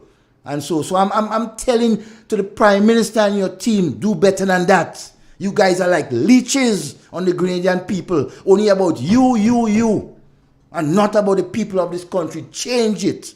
It's independent 50 years. And start recognizing the persons who supposed to be recognized on this 50th, this Golden Jubilee. Good afternoon and welcome. Yes, caller, I think it's important and timely for me to call, because the only reason given for the Prime Minister of Grenada not to use the designated place of abode for him, the only reason he's dormitory that is because he'll be overlooking classless villages. Yes. And 50 years after one caller called before and said he cried. And next one called a few days ago and said crying out in the wilderness. I think this is one of the saddest statements made by any politician in the Caribbean, that a shepherd, a leader, cannot stay in the place designated for him because he will be overlooking classless villages. Yeah. A shepherd supposed to lead his sheep. This shepherd seems that he considers them as goats. Well, normally you could have 50 or 1,000 sheep in one place. You can't keep 500 goats in one cubicle. The alpha females going to fight and destroy one another. Yeah. When the shepherd considers villages as classless, is to tell you what kind of shepherd we are. It saddens my heart that institutions in this country and a number of people who like to talk have not objected. Not even the journalists blink an eye. And I believe that we must continue to speak. And it is not fair to say a lot of Grenadians not speaking. A lot of Grenadians are speaking out. On social media, some of the people are calling on the radio, in the rum shop, in the street, on Twitter. In diaspora, some people are expressing concern. So it's not fair to see a lot of people not speaking. Perhaps we have a medium and our voices are more loud. And we don't expect members of the National Democratic Congress to speak out yet. Some of them are baffled. Some of them are concerned. And some of them are hoping against hope for some change on the Damascus Road. But I see a lot of concern in members of the NDC. And perhaps you're not hearing their voices because they stop defend this vulturous government. They really stop. You just listen to a lot of known NDC. Even in the villages, they stop defending the government. Some of them are praying for a miracle. But you see concern on their face. Yes, brothers, and continue. So how are you? How are you doing? Good, man. We Great. seeing you? Of course, man. You must see me, man. I've been very fortunate today to follow you from the first ball bowl. What? So I'm following you. Yeah. Very lucky. All right, okay. All right, my brother. Igwe, I send you a clip all you up with the guy in yellow. You set it up. You'll tell everything the call and go take it up. Good afternoon. Good afternoon. Good Hey. afternoon, ma'am. How is the gentleman today? We good, man. Good. All you good, all you good. And I'm listening. Now, I heard about the school feeding program and thing. I would like to know why the home is closing down. The home where Miss Jacob are. Why it is closing down. Because I don't know. This is a place, but that is the home right in by Malmong down yonder. Because I saw the bishop came, Bishop Harvey, that is his name, came and talk about this place closing down. And I'm hearing from other people, and the people will have to get other places to put the people and them. So I think it's because of the same help of the government. They're not getting any help in that home because no money to things. So it's not school children alone that feeling it. Everybody feeling it. But some people just afraid to talk. But as I always say from the beginning, we Grenadians should see what Deacon Mitchell cut for. Because at first, and could know that he was burying Grenada. Because when he said that about Pitimatni, Karikou, and Grenada, now with the independence, from since he decided to talk about independence, is one man he talking about Bishop. He never talked nothing else about nobody else. So we should see where it is. Now look at a jersey, deep black jersey, and just mark happy the independence sign on it. I can imagine the 50th anniversary of independence is a golden jubilee. You put the country in black. That shows he's burying Grenada. And a lot of people cannot see that. They're still uplifting him high. And song you say thing about we going up. Is he what going up? But other people in the country going down. That is the reason why he loved the song. Because he know he's going up. And others going down. But when God ready, he reach on top that ladder. And God ready to toss him down. He going to fall as hope. The bread put piping on the tree and fall on the ground. And he will be spread. He might melt. So he better take warning. Take a lot of prices going up. Who don't call in and speak whether what, but I know a lot of secret price is going up for what he's doing people in this country here. But God is listening, he's seeing, and he's giving everybody a chance. So have a blessed day. That is my contribution this afternoon. All right, thank you very much. You have a next one? So, wow, we get one. Good afternoon. Good afternoon and welcome. Hi, gentlemen.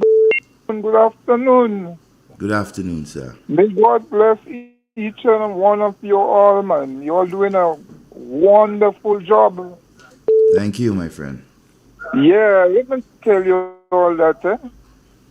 If Gary didn't get independence, there will never ever be a revolution. Or if there was a revolution, Bishop and all of them would end up in a dungeon in England. So the independence came and we embraced it. And we thank God for it. Now another thing that bothers me, itching me, want to kill me, is because they're only covering our colors with black and white paint in tongue here.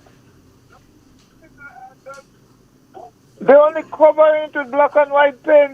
No more what we colors around tongue, a bridge, a wall, no way. You understand?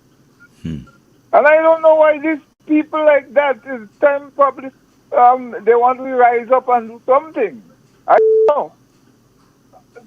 And I don't see why people is voting for NDC no time. In 98 we had to pay 20% tax, 10% tax and 10% debt service levy, right? When Dr. Kid come in, he changed that, pay as you own. People hardly paying anything. Okay? In 2013, 28 to 2013, they bring on pay as you own. Even the who on the street had to pay this thing. And I think Grenadian, what Grenadians getting now, there is ask it all the time. Because every time we have a catastrophe on this island and Dr. Keith Mitchell come out of it flying colors, they change the government. So it's good. A man come from Norway, they don't know him, they never see him. Up to now, I don't think I ever see Dick Mitchell in person, you know. Even though the fellow was singing in the NDC here in my area, I never see him I seen Dr. Kid, I used to see him all about. He, used to be down to the earth. Thank you very much. I'm getting vexed. I mean, I'm a Christian, yes, but I'm getting vexed. And the last thing I want to say is that all the ministers in Grenada, right, they're not really ministers. They're only posing as ministers. They're not ministering to the people. When you're a minister, God does send you unto Christ and you become fearless. You don't have to shame to talk. You talk anyway.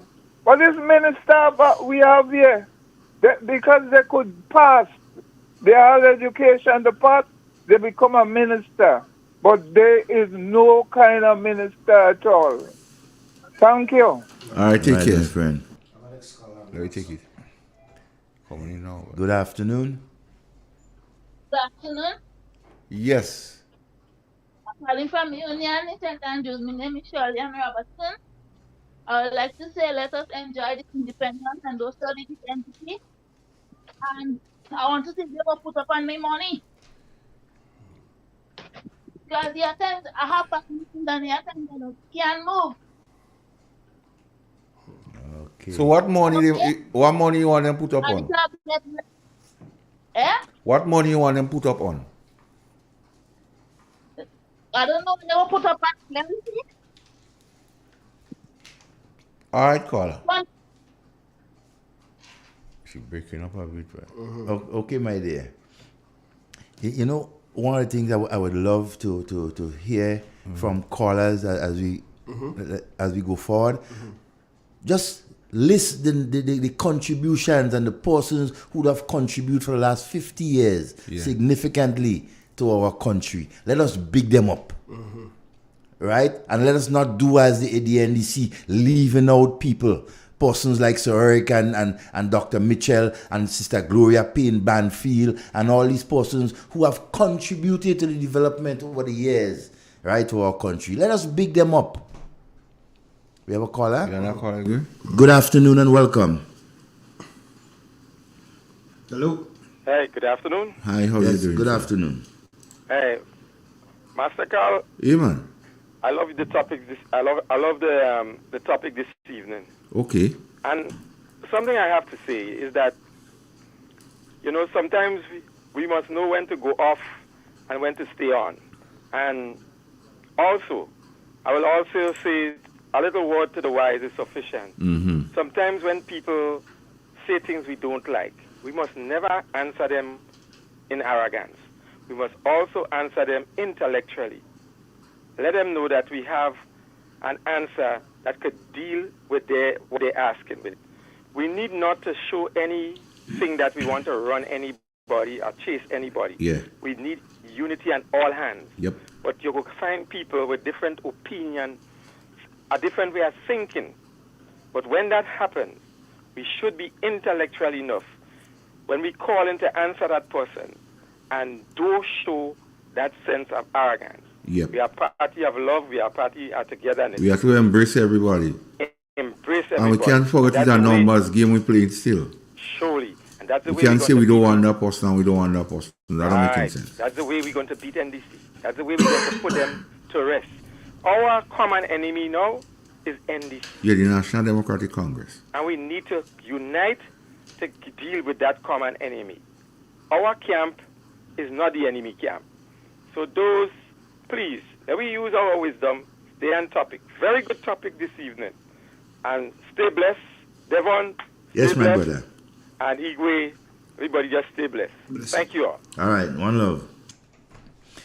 Yeah, I was saying there are so much things that went on in 50 years, right, of our independence, and yet for all you have a political organization in office trying to stifle the history of our country. People out there, we must not let them allow them to do that. Good afternoon and welcome. Good afternoon. I try to load the television down so I could hear you properly. Okay, here I am. Happy Sunday to you too, Mr. Carl. Yep, man. And Igwe, happy Sunday to you too. Same to you. Well, I just came back from the stadium and it was my sentiment exactly, Devon. I was going to call him, but two callers get him before me. They never talk about the father of independence. They never spoke about him. They never even talk about Mr. Nimrod, even Mr. Blaze. They never talk about anybody because don't matter what, there is always a foundation and we build on the foundation. This country built on the foundation of of Uncle Gary, I say Blaze, whosoever come after Mr. Nimrod, Carrico and Pity Matnick. When I sat in the stadium and I watch and I sit down and I look around in the stadium, excuse me, I say, thank God Mr. Nimrod built that stadium before he passed on beyond the great beyond. Because he was able to house them. But most of the people that was there, they all NDC people. Yes, I come, they invited us because we come to the service, a church service, beautiful church service. I did enjoy it. But most of the people what attended is all maybe 80% or 85% is NDC. It wasn't that pack as how it should have been. Yes, but at the end of the day, the minister for Carrico and Pity Matnick, he gave the vote of thanks and he never mentioned this past government. He never mentioned them. As if to say the independence, they are the one who invented it, they are the one who is doing it, they are the one who resurrected it, but it doesn't belong to the past. Nobody in the past had a hand in it, except they was doing it. The people built that foundation, and they are the one who is living on that foundation, who is working on that very foundation, or they are the one who is doing it, right? And then he made a statement. In the ending of his statement, he said, call on Mr. Cox. And after the last parliament they had, he called on Mr. Cox to put down his political weapon. Put down his political weapon and let us come together so we could build Carrico and Pity Matnick. I said to myself, how can you and all the people, and lots of people in Carrico lost their job. The NNP supporters lost their job. How do you want Mr. Cox to build on? How do you want him to build? You have to give him something so he could give us something. But you're taking away all his supporters away. You throw them away. And you're calling upon him to put down his political weapon and let us build. Ain't we have to build together?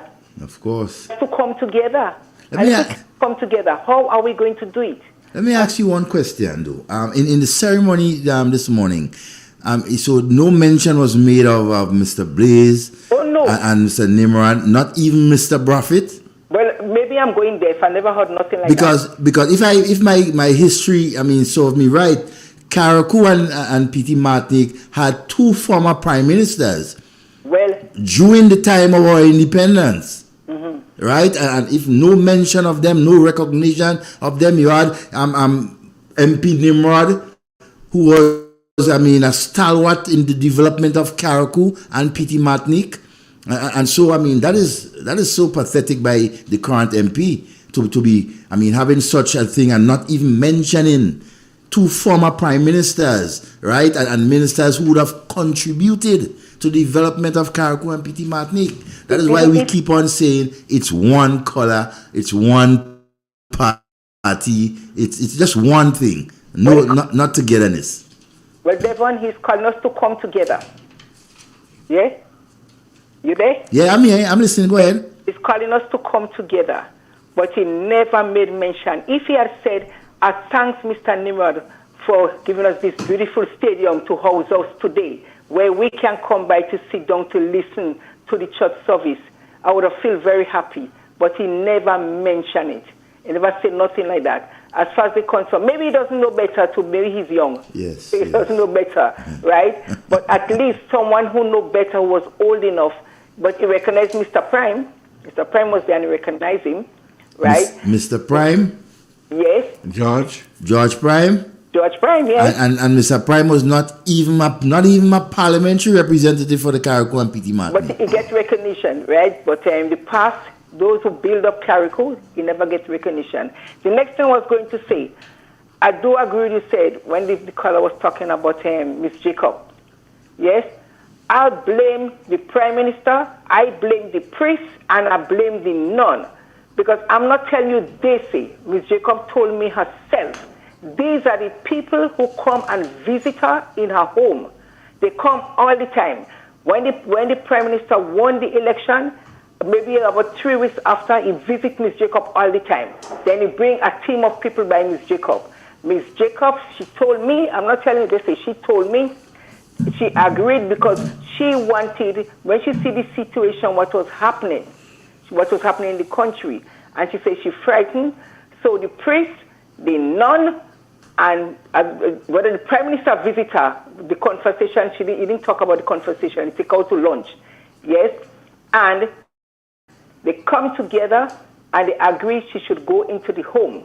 She said yes, because she family doesn't really bother with her, and because her family is not bothering with her, the home is the safest place. And because the nun, they're giving her confidence and they're giving her courage to know that yes, they have a place for her in the home. Because of that, Miss Jacob leave her house for the home, for the priest. And I asked about it the other day. They tell me somebody in wheelchair is staying in the house. And she told me the priest agreed. He said he wanted the house. He will put the men in the house and keep the women one side. Now, from the day Miss Jacob left and go to the home, she missing in action. We can't hear nothing about her. She usually calls me sometimes 5 times a day. And from the time she go in the home, the minute before the hour come, before she left her house, they cut off her phone. So when I was trying to call her, I can't get through because she promised me she'll call me for 10 o'clock. And I called before 10, the phone cut out. Nobody never heard about Miss Jacob anymore. So I just was making my plea that if anybody heard Miss Jacob, give us a call, phone Rail FM, and they'll pass the message on to us. I never heard from her. And I'm telling you, she used to call me every single day. First thing in the morning, 6:30 to 7 o'clock. She calling me, right? So they know about Miss Jacob. They should tell us. Now I heard the home is closing down. What happened to Miss Jacob? Just so you know, myself and Francis Spear visited Miss Jacob in the home. You did? And you never informed me? And we indicated to, as a matter of fact, when there's one of the listeners to the program in America indicated that they would buy a phone for Miss Jacob. Well, the people and them say one of the policies is not for them people to have a phone. That is why Miss Jacob don't really have a phone. Well, here this because somebody wanted to buy a phone for her. Here this Mastercard. Francis Perry listening, you got to go back and check Miss Jacob before they close down the place. Yes, you have to. But Mastercard. Yeah. Listen, before Miss Jacob went to the home, the nun came to her and she had 2 phones in her house. And she said she was going to leave one and take one. The nun encouraged her to take the phone and come. If the nun knew the home haven't got no phone in the house, they didn't have nothing for cell phone, why did you encourage her to take the phone? Because she told me when I get there, she said all the waiters she have, they tell her to bring it come. Dishes she have, she personal stuff, they told her to bring it along with her. So they know something about Miss Jacob. They know something. No, but well, I promise you this. All right. Me and Mr. P are gonna look for. But one thing before you go. You say the Carriacou representative tell Mr. Cox what to put on the. He said after the last political, the parliament meeting, when he was in parliament, the last meeting they had, the last parliament, he said that he approached Mr. Cox and he told Mr. Cox, let us put down our political weapon and let us come together and we could and pretty Matnik. And when it comes for the election, they could go back again. But that is so shameful. That the same gentleman refused to go in Cox's wife funeral? Yeah. They're not the same guy? Well, maybe he wanted something else to say to make them think that everything is going good. Because the same guy, Cox, in the most needy time there, one. Vulnerable state. In bereavement, refused to go and offer some solace to Cox.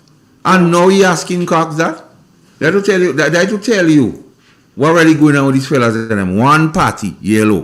One Johnny, yellow. Hypocrite. Anyway, you have a beautiful day. All right, you take care. Have a Devon, wonderful we'll day. talk again. All right, take care. Okay, Mr. All right. Carl, we'll talk again. Okay, Yeah, man. Bye-bye. But I tell you, we have to have a conversation. Devon, you understand? Yeah.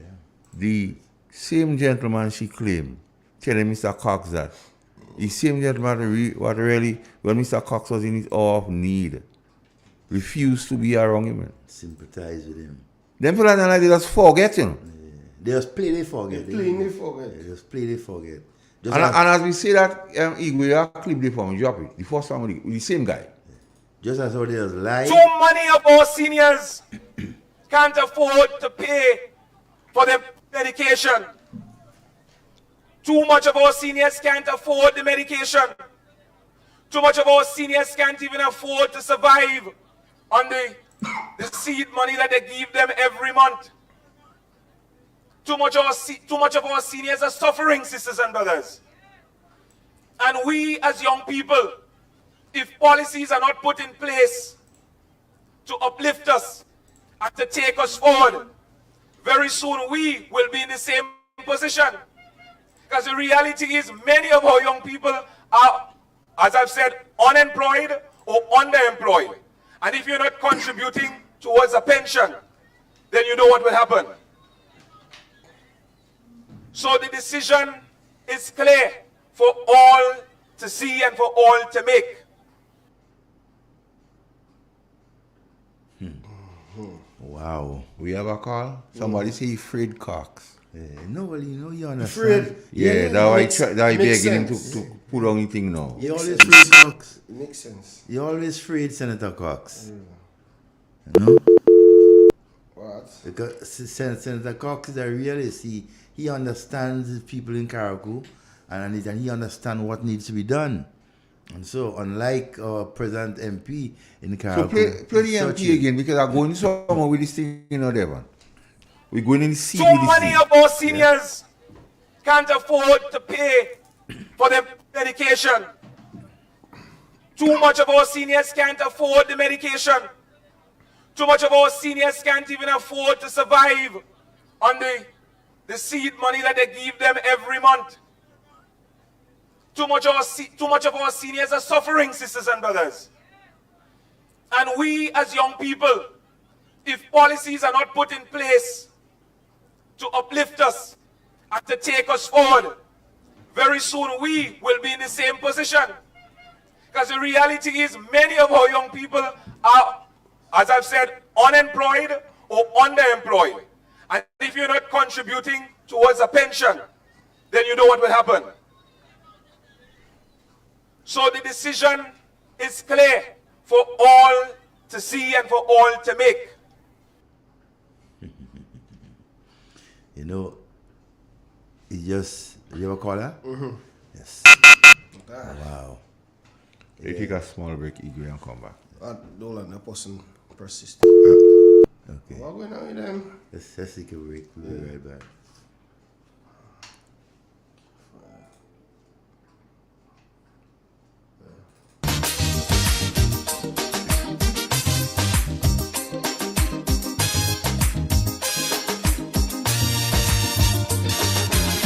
Tell me candid, they too wicked, far too crooked. That is the frequent comment I hear. Too one-sided, underhanded, can't be trusted. This is the opinion, yes again. For their own abuses, they keep making excuses. Housing crack up over, they unleash their lawyer. Set up an inquiry just to get Kid Rowley, but they wouldn't sue the false paper screw. I don't need to close to tell them go. Hurry, pack up your bundle now. Stop fooling the people. The country taking a beating, so me plea are repeating. Go. They're like a natural disaster now. 10 times worse than Ebola, like a dog with fleas and tongue on their knees. And I'm begging.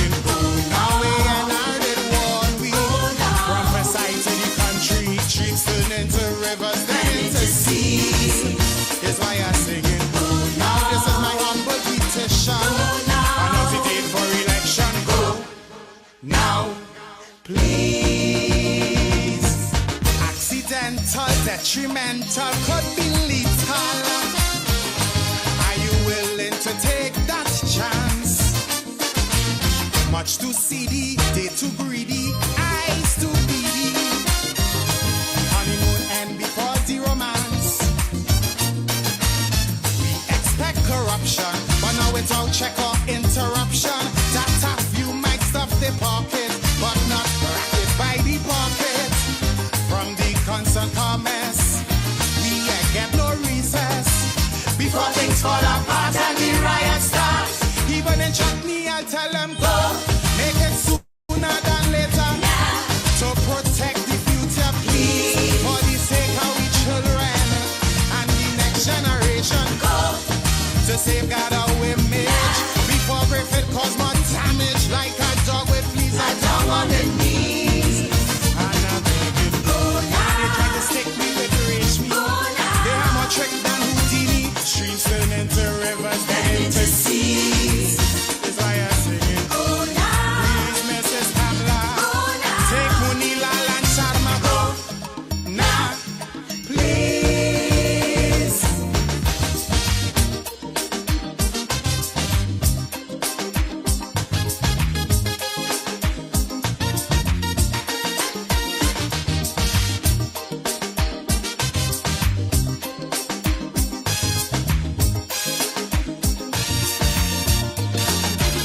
Them and them minions, total villains, raking millions.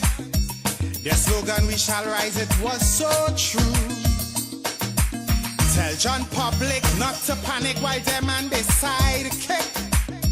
Swimming in a pool of dollars so blue. Like meat-eating vulture, they neglect agriculture. Mega fans of phony, Mama Guy Caroni. Sweet man Glenn and Sharma came face to face with the karma. And it was awful, gone through it to pull. Don't need a big mouth to tell them go. Watch her and see they does follow now. Before we regret tomorrow, please. You're setting a bad example. Family values they trample. Go. It's only vice they desire now. Before the 5 years expire, like a dog with fleas and tongue on their knees. And a bleeding go now. Before we end in bankruptcy. Before they empty the treasury. Streams turn into rivers, then into seas. Is why I'm bleeding go now. Immediately. And don't forget your AG go now. Please.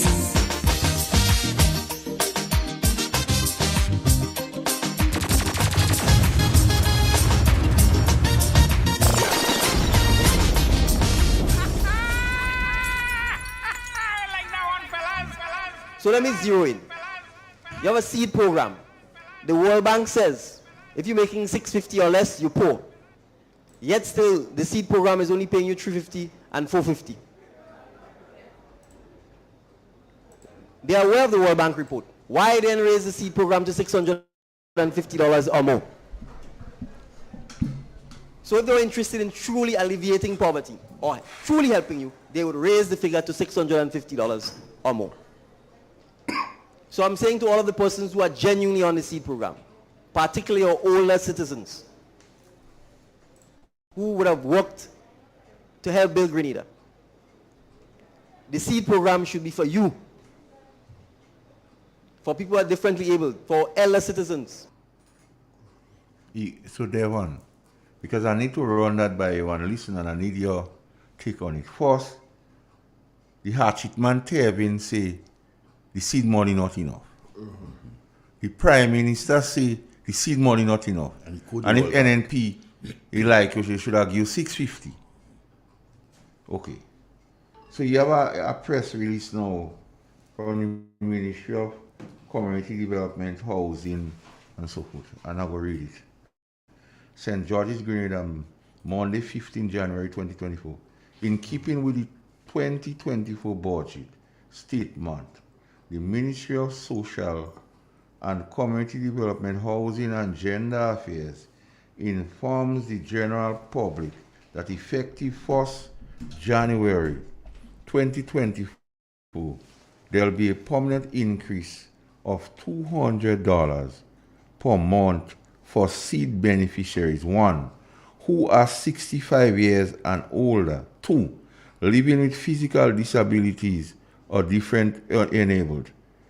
3, living with mental illness. But here the trick, Devon.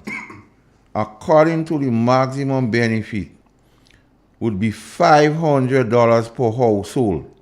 Note that if a household already receiving $500 will not be eligible for the increase. So, if your household getting $500 already, that $200 not for you. But Tevin know the money not enough. The Prime Minister know it not enough. He should give 660, but they doing nothing about it ever. Not my words, their words. Restorative justice for the senior citizens and the young people and the disabled. It's just restorative justice, not transformation. Restorative justice, and it's ironic to see who these guys have been targeting from day one. Poor people. Persons who cannot defend themselves, persons who don't have a voice, but they're making a mistake. That's because why we are their voice. We are their voice that will bring it to the attention of the world, the atrocities and the genocidal tendencies that this government has when it comes to poor people. I mean, that is unacceptable. You do everything else to raise money for you, 100% in your salary, from $7,000 to $14,000, $15,000 a month. Plus 10. Plus 10 to play with in your constituency as you see fit. And you find it's hard to raise the level of commitment and money for the seed recipient. Plus procurement going up to 100,000 so they could give their friends again and get kickback from it, Devon. And yet oh my God. And Montreal State workers don't get pay. And getting pay. You understand? And the school children, the parents still have to pay money for the school children to get lunch in school. How pathetic. And so, I mean, what is wrong with you politicians? Get your priorities straight. You complain and you say you come to serve people. My God, serve people. Serve the people. Not yourself. Not service yourself. And you're not serving the people. They're getting a kind of gracious offer. All kind of gracious offer you all getting and everything like that. Millions of dollars in loans from Grenada Development Bank illegally. You understand? You promising the public workers and so to give them permanent by the stroke of a pen as soon as you reach in 12 months. But you still going in parliament and lie and say that you didn't say that. So in my view, that's all you do. Right? You lie a lot, Mr. Prime Minister and your team. You lie a lot. You deceive the poor people and the young people, right? You deceive them. You take away jobs from the persons who are doing the sanitizing, trying to prevent the reoccurrence of COVID-19. You take them out of a job and never pay them. And tell them to go get a lawyer. I mean, how disgusting and MP Tev himself. Look at how many persons you fire in Karakou, you and the PS, and they cannot get a redress. Not even the unions could get you to come and sit on a table to discuss it. What is wrong with you guys? Huh? Shame on you, man. Devon, before we go, I must read something for you. Yes. Nation builders, an initiative that seeks to eliminate bureaucracy when it comes to the implementation of government community projects is officially registered as a non-profit, non-governmental organization. It was registered in October 2023, following an application to the Attorney General Chambers in September 23 by the law firm of Mitchell and Co., in which the Prime Minister is a beneficial owner, yes, whose local address is Unit 14/16 Excel Plaza, St. George's, the law firm. This means that Nation Builders Inc.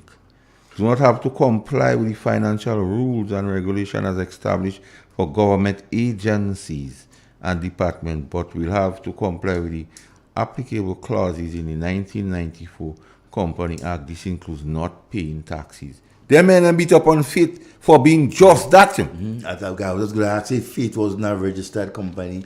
And the only client, Nation Builder Inc. have the government of Grenada. The office is in Tong, the same place with Mitchell and Co. is. Wow. One of the director is some guy you should know him from St. Andrews, man. Tell me name now. You have to tell me the name, you know. Benedict Peters. What role he playing in St. David's in the constituency? Politically with NDC? Benedict Peters? Yes. A former public officer whose address is listed as Paradise. Oh, okay. He was in charge. Yes, he was a senior public officer. He was in charge of NAGMA during the last government. But what is his role in the constituency branch in St. David's for NDC? Find out that. Well, he's living down there. What is his role? Work for the boys. So you're hearing about this Nation Building Inc. And you're hearing about procurement going up to 100,000. The cesspit for corruption open. From 15 to 100,000. Yeah, the gravy train. The gravy train. So we must come here and talk about that. So that is why... Because NDC beat up on NNP for when an NNP bring in that rule. Corruption. And so they knew it was corruption in NNP time. So they say that we open back the floodgate for corruption now. So you could give your friend $100,000 project and he'll give us out a 15, 20 to hold. And they demonize the Honorable Emlyn Pierre. They say all sorts of things about Emlyn Pierre. They say things about Faith and what. And look at them now. Look at them.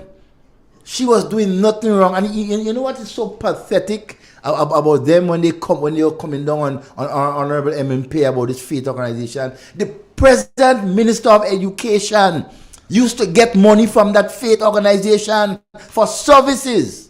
A chatter on the street say the present Minister of Education, a chatter on the street say information. It is alleged that the same minister say what I also make more money than I'm making now. Of course. Yes, I'm telling you. And he should get paid from Faith. And he should get paid from Faith. And the chatter on the street say he tell Faith hold on for the money to pay them. So think about it. So he knew all the nuances of Faith. They knew about it. These guys they're so deceitful. You understand? But they want to tear up. Man. But all these fellas them is man of God. Quote unquote man of God. Well, they just tell people them is man of God. You're trying to be man of God. They just tell people that Jenny Francis, you and your aunt in Trinidad. Big up on yourself. And continue to listen. Yeah. Listen facts. And as you take facts check us. Chimney Hill, good afternoon. Hey, Chim. Yeah. and to persons in Grambra who listening to this program, Marquis in particular, and so, right?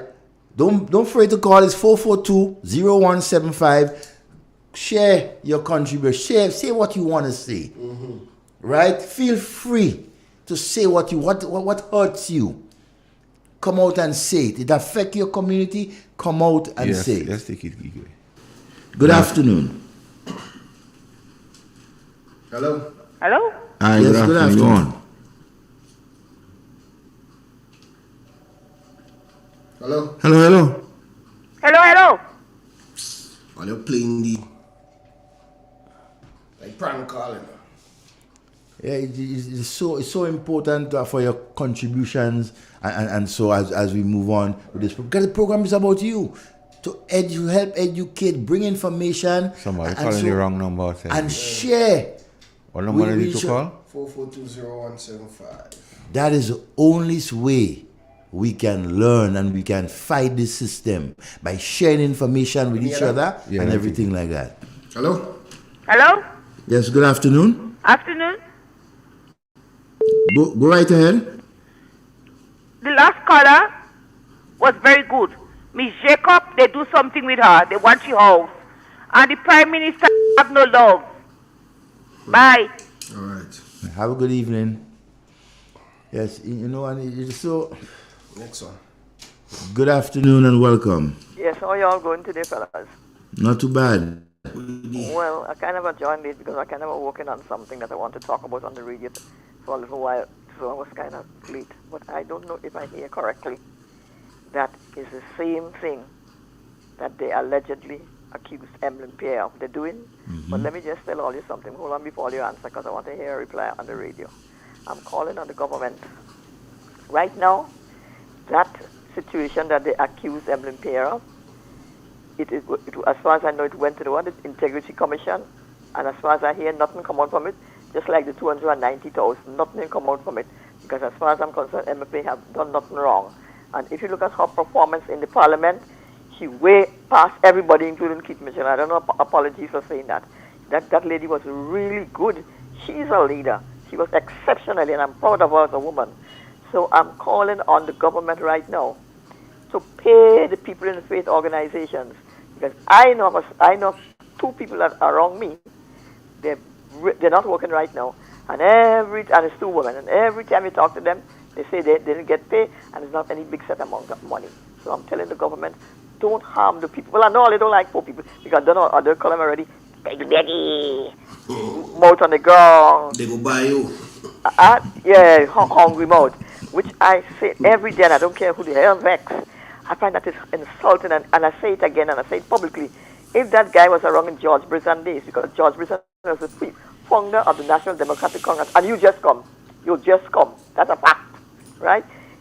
He would have been dragged before the disciplinary committee, because I know for a fact that they had a disciplinary committee in NDC, and they expelled that guy, because there's no way George Brisson, the leader of the founder of the party, would have called people that kind of insulting names, because George Brisson was a man from poor background in St. David. I think his father was a butcher, and I don't know what his mother was. Well, you think George Brisson would tolerate that? No, and I said so openly, and I say right now, for that thing that you call them people, Anne-Marie say resign, and you should resign immediately. I have no apologies for saying so, because you have brought the parliament into disrepute. How dare you call them people hungry, refer to people as hungry mouth and beggy and mouth on the ground. I find you out of order. You're out of place. So getting back to the original thing, it is don't try to harm the people. Don't try to harm the beggy and the hungry mouth and the poor. If there are any people among, and I'm very sorry for calling that name, if there are any more, but these people are poor people, and you're not hurting Emlyn Pierre, because look at Emlyn Pierre. She's status. She could be a leader. She's doing a good job, and I'm sure she's comfortable. But as opposed to the poor, ordinary people who you will have, well, I don't know how long you're going to go and approach people to ask them to vote for you. After all, you insult them. But you may have, because I don't say already, one vote could make a difference. One vote could determine whether you keep your job or not. So be very careful, little mouth, what you say. So I'm calling, let me use this forum right now to call on the political leader of the National Democratic Congress, Deacon Mitchell. With due respect to you, all I'm saying is to pay them people You know how in Emlyn, you're hurting those people, right? So all I'm saying to you, oh God, please, have a conscience. And I don't know, and Delma, I don't know what is happening on the front in the new place that the mental home that she take over. And because the person who reported about it sleeping on the floor, they didn't call me and tell me. So I just hope and pray and trust that Delma Thomas, that you look into what's going on, because I saw you on a program the other day with Calestra. I am not sure if you have a vision for that place, but I'm giving you the benefit of the doubt because probably you're a good person and you mean well. So I'm not judging you. I refuse to judge people like somebody on the radio calling everybody name and cussing bad and saying all dirty thing about people. But in any case, I don't deal with that halfway already. I have to deal with that again. But I'm saying to you, I'm begging you, if in this situation there's a water tank that needed, address that. 18 months already, and the people sleeping on the floor, on the ground, the wet, cold ground, as alleged, or you should be ashamed of yourself. If I'm a leader, okay, you all probably would have inherited from the previous government. I'm not sure about that. But you see the thing about people reject Keith Mitchell. They don't want Keith Mitchell. They want all you. So when you come, you have to fix the problems. I don't care. Don't kick the can around the road. 18 months and the people sleeping on the floor. You all don't have no conscience. You don't have no shame.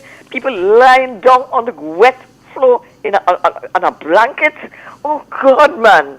Rain coming and they're wetting, and all you want me to defend that because I'm NDC. There's no way I could defend that. And apart from that, if I'm a leader, and that allegation is all about, and I can tackle it as soon as possible. That independence celebration, 7 million, 5 million, 15 million.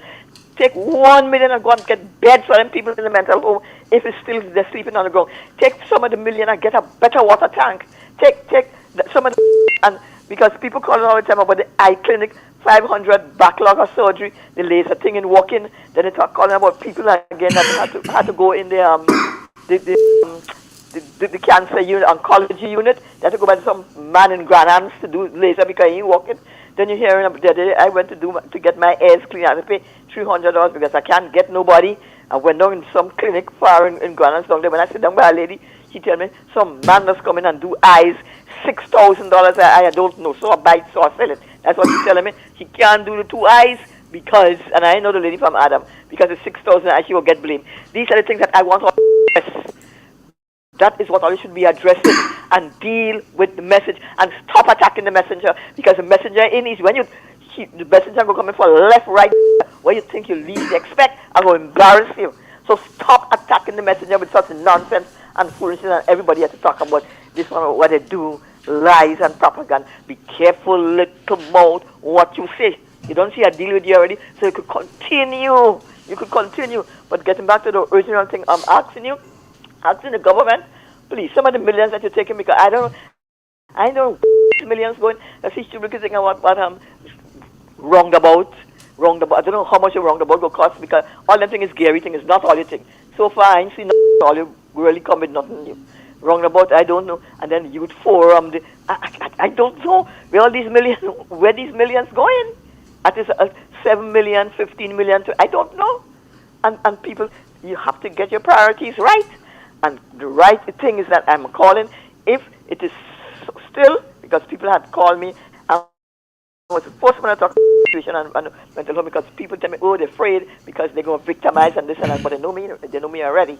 It's not a disrespect to anybody, but I'm telling all this straight away, you could hear me. I have no confidence in the politically of National Democratic Government. I can't believe in nothing that man say.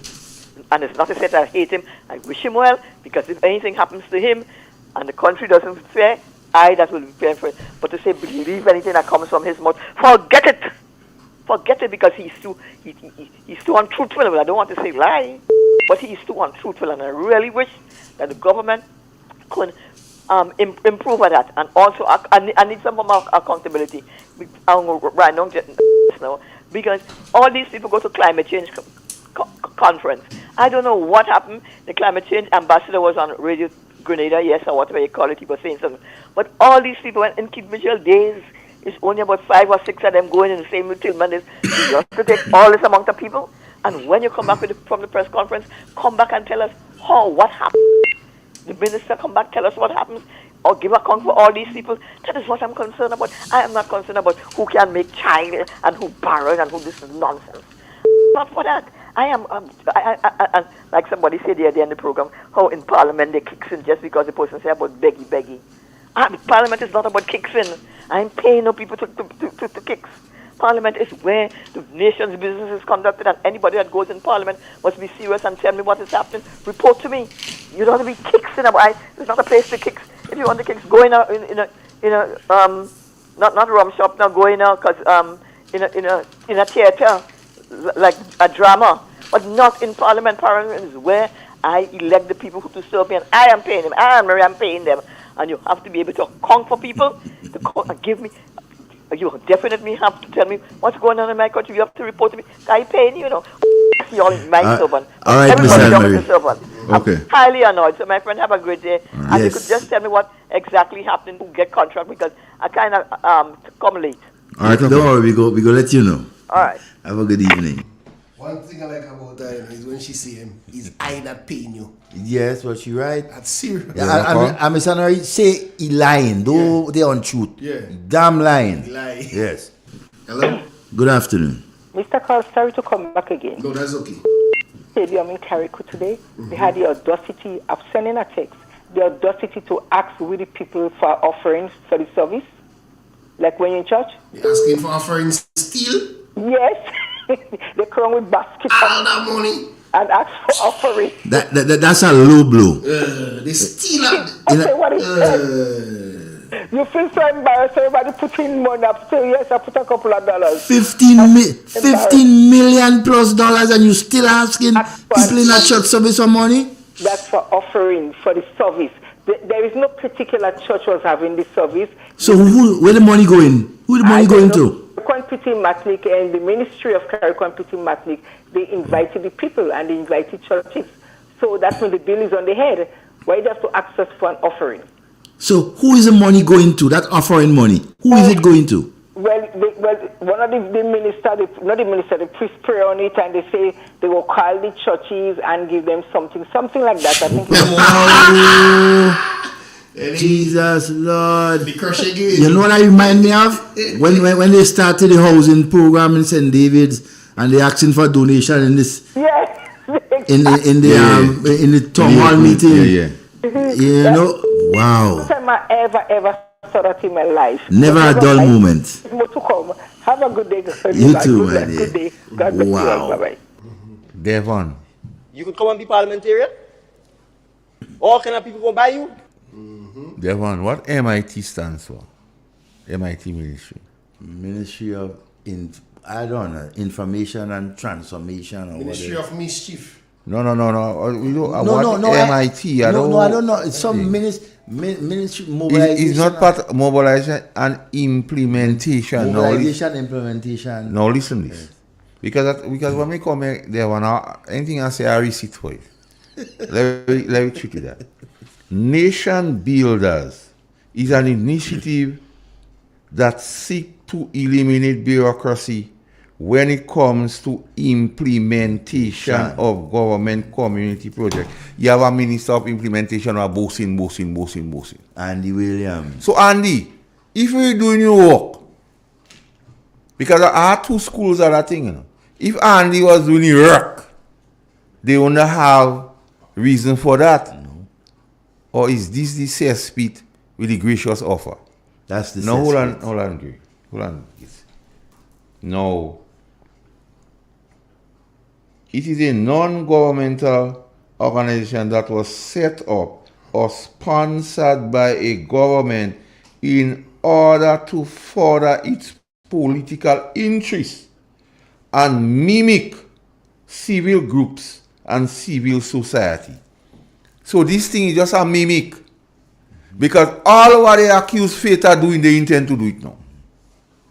So we go hear how much millions, but tell them, Devon, they go on some radio station and say we'll go in jail. Statute do a limit. And quite think I could go. Corruption law statute. A limitation. 10 years down the road, who get it. So I hope all you know what I are doing with this nation builder. And I hope the directors don't get themselves tie up. Corruption and murder and rape and things. That is for its own political interest, and that has nothing to do with the people. Nope. To get a set of money, you know, like when they say you land 9 money, you're washing it. Yeah. Hello, you take it. Good afternoon and welcome. Good afternoon, Grenadian people. Hey! Good afternoon, Sister Master Carol. Carl, Givray, and Devon, good afternoon. Good afternoon, my dear. Yes. How you all doing there? Oh, we I'm pretty fine. listening. I lie down here listening you all for the longest while. Well, I just want to say good afternoon to Dr. Mitchell. Dr. Mitchell is the boss. As Papa God is the boss. You understand? They cannot put a foot in that man's shoe. That man is a good man. Dr. Mitchell did so much for this country. And we as a people is very ungrateful. But God is good. Very ungrateful. And whatever happening to us in Grenada today, we deserve it. Because why you want to vote for NDC? You know, I always have to say that whenever I call.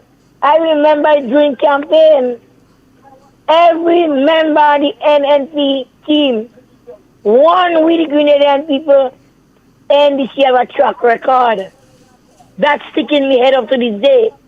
So when I went to the polling booth, I know where I was putting my eggs. I know where I was putting my eggs. You understand? So whatever Deacon Mitchell and the boys do to us, he good. Let me tell you something. It was NNP in government right now, and they was doing what they're doing, what NDC doing now. Everybody would have called. They're afraid to call. They're afraid to.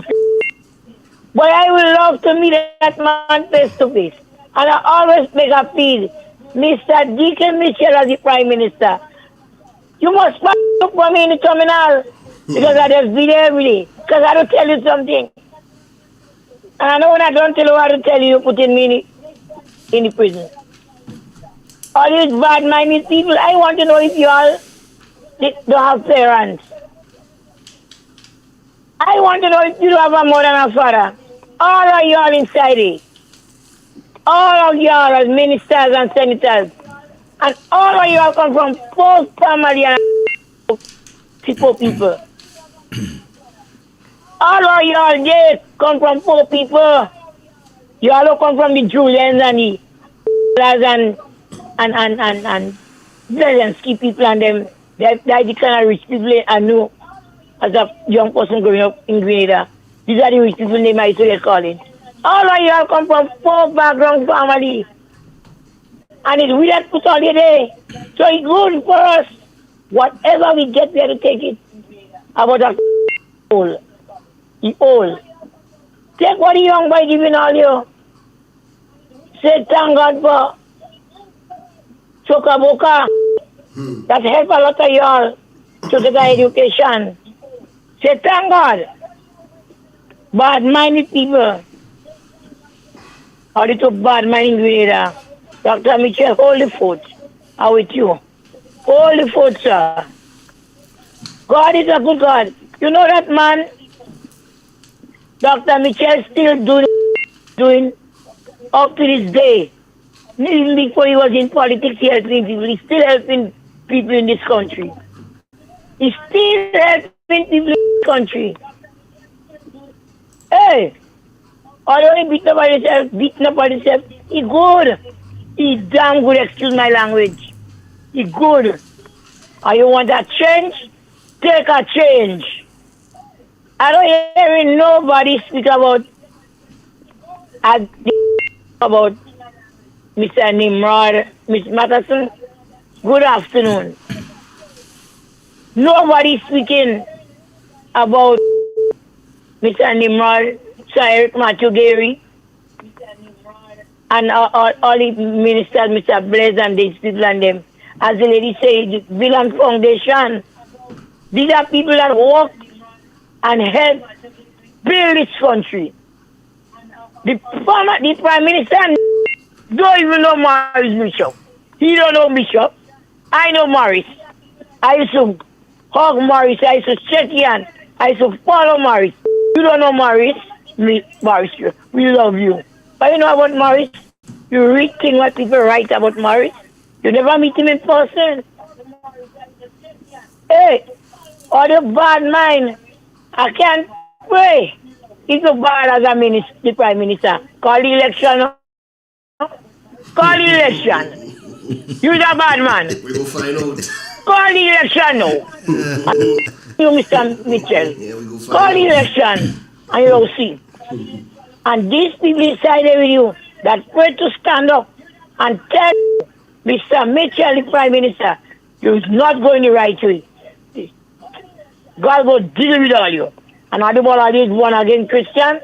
God will deal with all you. I'm praying. You know what I'm praying for?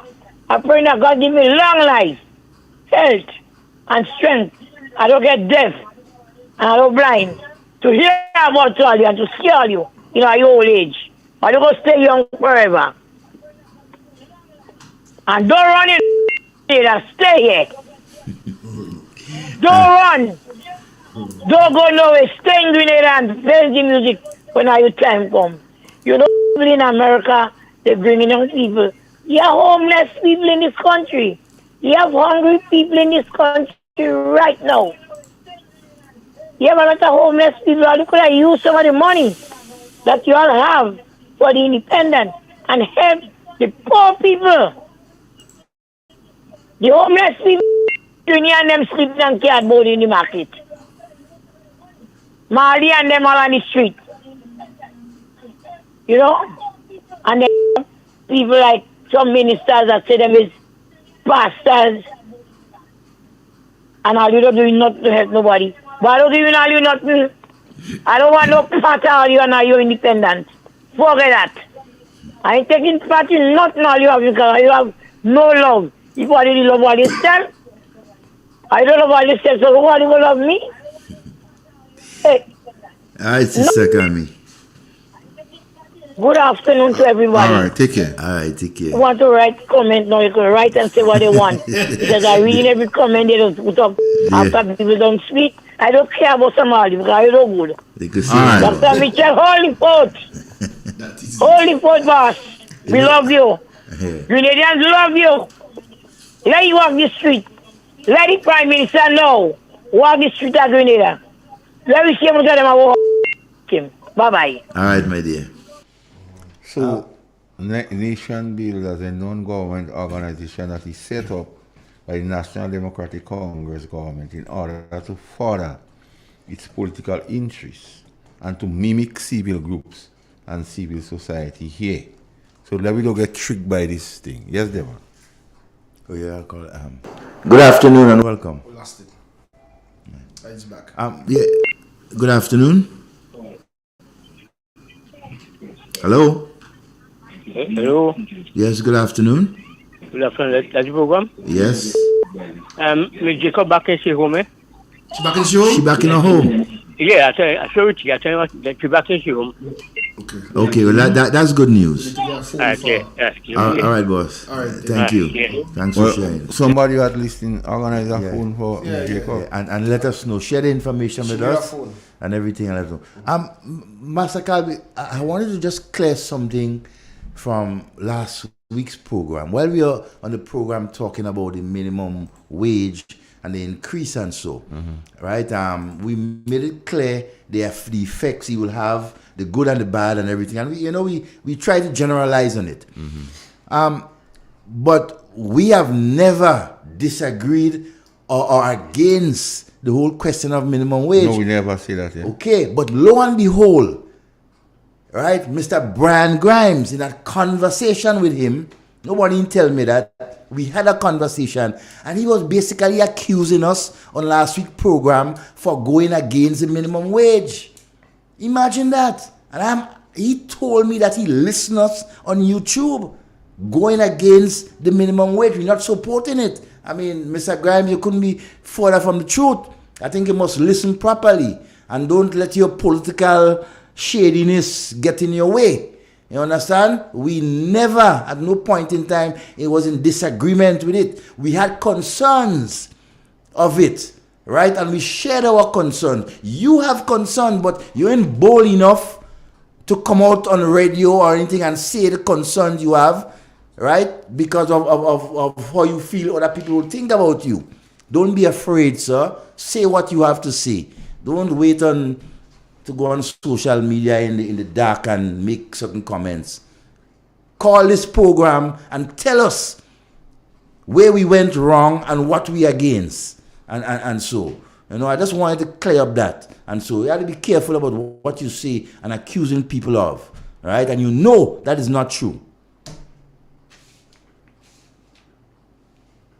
Yeah, when you speak some fire. No, but I had to make it clear because as a union leader, you shouldn't be getting on. My take is always that the minimum wage is what it is. Yeah. However, the application of the minimum wage is my concern because you hear business people saying that they're not making money.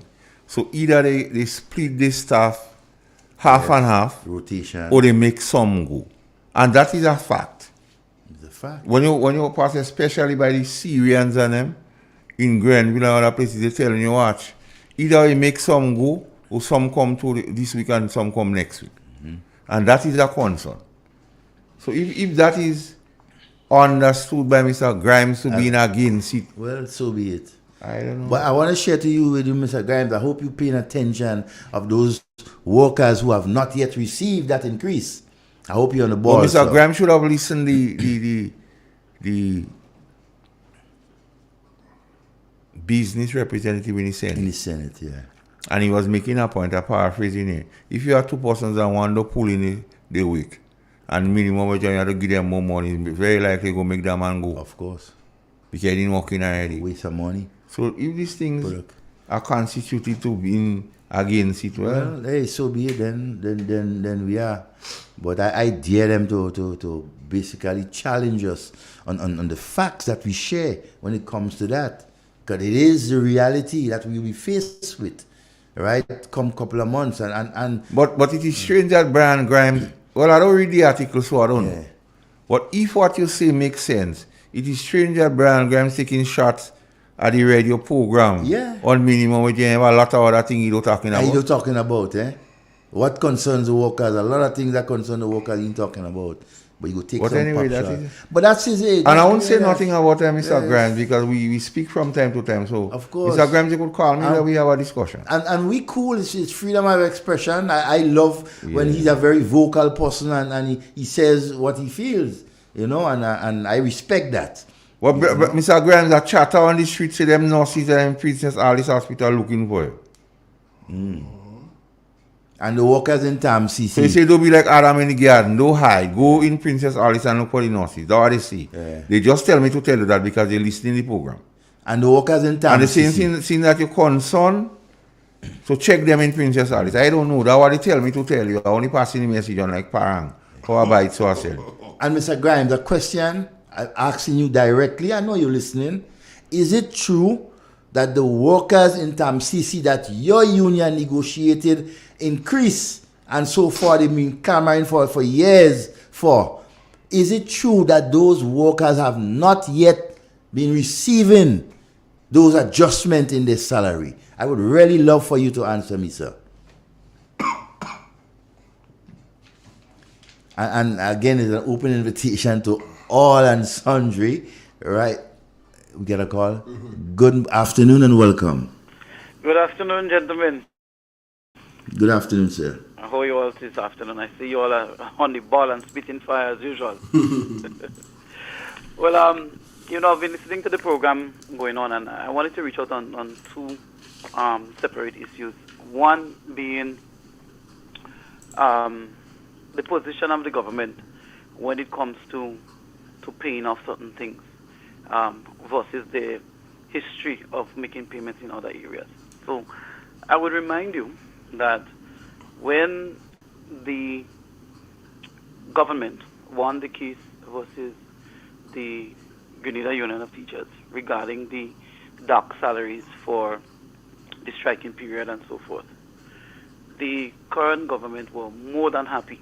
First, I think it was swearing day, they announced immediately we'll be paying back the dark salaries, we're paying the amounts, right? No, not a problem with that. Good decision by government. You find that they got in again, they couldn't wait. The Prime Minister and his cabinet were more than happy to settle out of court over $20 million with the previous owner of the Kiwana Bay Resort, situation which they took the government of Grenada to court because they were not doing the deliverables based on the previous administration, their judgment that the gentleman was not honoring his commitment to the agreement. They were happy to pay that off. Now we have nation builders who more or less is in a position now to do something similar, not the same, similar to what the faith-based organization was doing with regards to the government. Now the difference between faith-based and nation builders is that faith-based was involved in a lot of community activities, community programs, as well as the schools, whether they provided security officers, gardeners, maintenance officers, persons to deal with the sanitation of the schools, cooks, etc. So assist really during that period of COVID in particular. And I guess the government felt it was a good thing and a good service they were providing. It helped with the employment situation, over 500 plus persons employed, and so forth going on. The nation builders, they essentially handed the WASH program to execute. So essentially you're paying them to do something that, to provide that specific service. I don't know of any other service nation builders have ever provided. And then when you look at the foundation of nation builders, you can see the mark of the government supporters all over it. I wouldn't call names and so forth. But you could see the handprint all over it. Right? Who's girlfriend and who's this and who that. Right? Why is it therefore so difficult to pay faith organization the 2-month salary? They're not suing you for discrimination. They're not suing you for, things that you've said about them and that is untrue and so forth. They're suing you for 2 months salaries that you agreed to let them continue working before you came to a decision as to how you would like to proceed with that program. You want to cut the program and move away, your decision to make, but once you ask somebody to work, you have to pay them. So why is it so difficult, especially in this hard economic time, to pay persons? And when you look at the salaries people are receiving, the bulk of the persons who are receiving somewhere around $1,000. They're about 800, 1,000. Yeah, just a little more, right? So it's not significant, but it could have done something well for the Christmas for people. Not significant for us, but for them it is. Exactly. It could do something well for them. Now the children have to go back to school. January is a hard period. We're going into February and all of that. Why is it this government finds it so easy to give away money to each and everybody that supports them, but find it very difficult to give the money to the faith-based? Aren't we Grenadians too? Aren't the employees of faith Grenadians too?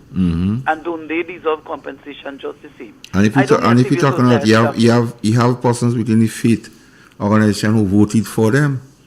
Well, precisely. I don't hear civil society talking. I don't hear the unions talking. I don't hear anybody talking except faith-based who is quietly proceeding along with their legal actions. So it is unfair. And then you have the Prime Minister in his own words saying, I am a lawyer, so if you want to sue me, sue me. But where was that attitude when he sued the government of Grenada on behalf of the Kiwana Bay, his former client?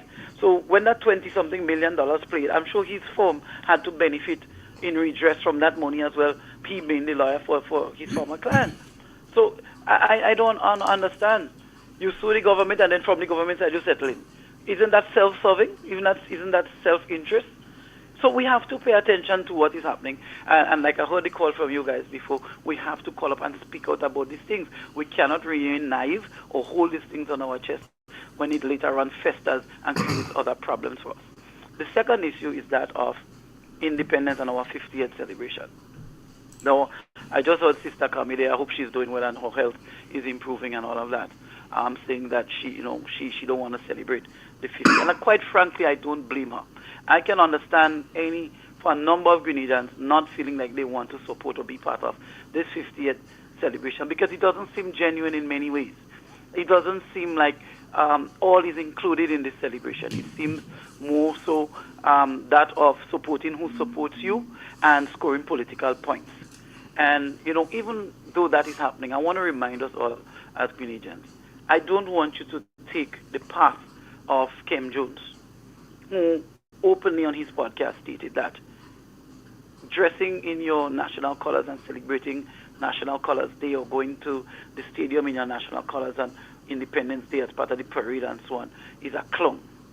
You know, if he feels as a clown, being Grenadian, then that is his prerogative. There are many little islands out there, he could go out there with his clown, right?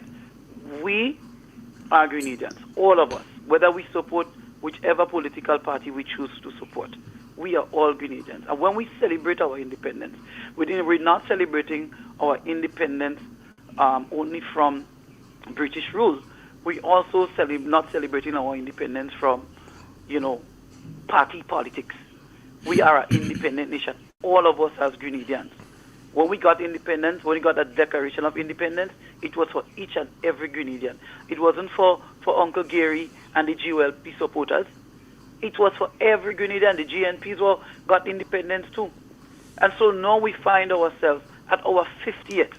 We have a long history that has brought us to where we are today to celebrate our 50th. There are a lot of sacrifices made. There were a lot of mistakes made. There were a lot of penalties bought. Some of it was even shedding blood. We know our history, and we are proud of our history because the sacrifices of our foreparents made for us before have us enjoying the life that we have in Grenada today. We don't have two stadiums. We don't have an international airport. We don't have a lot of the things we have today, a ministerial complex, a financial complex. We don't have a lot of the things we have today because somebody prior to us didn't have a dream for us and didn't sacrifice for us to get here. Are we perfect? No. Do we have room for improvement? Absolutely. But we now must make the decisions and lay the foundation and the framework for what our children and grandchildren will be celebrating when Grenada celebrates 100 years of independence. Probably we will be a republic at that point in time. Who knows? But what we do know is our national colors represent our spirit, our fire, our passion, our environment as a Grenadian people. So please, don't let nobody run down our country and call us clowns because we choose to represent the very fervor of us as a nation and as a people. All right, caller.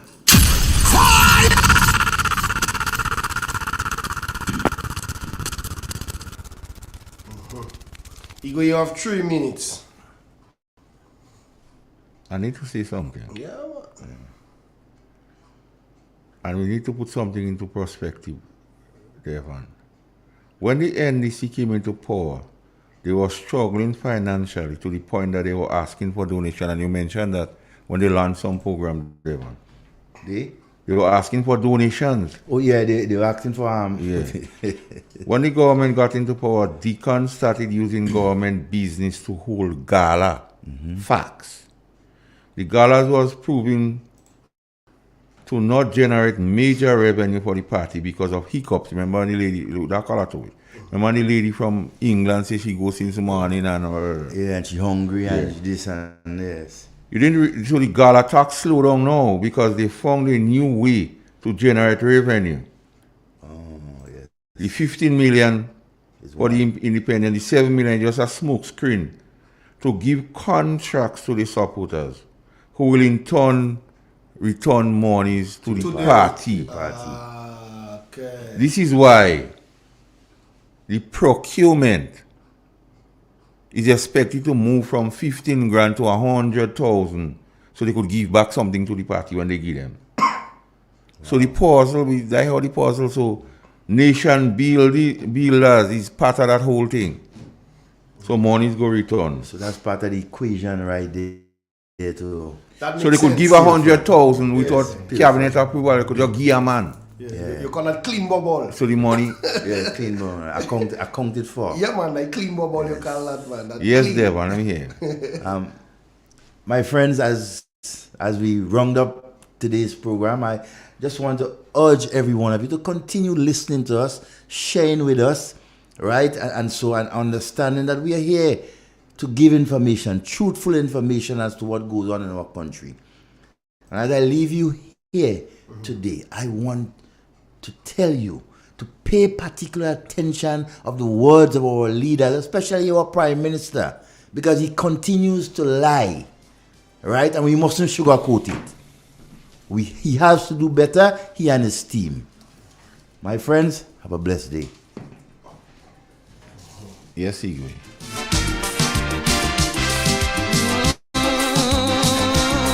This is Graham Life. You asking me what is wrong with Trinidad? You can't understand why things go on so bad. You find we so rich in human resources, and yet the country going to pieces.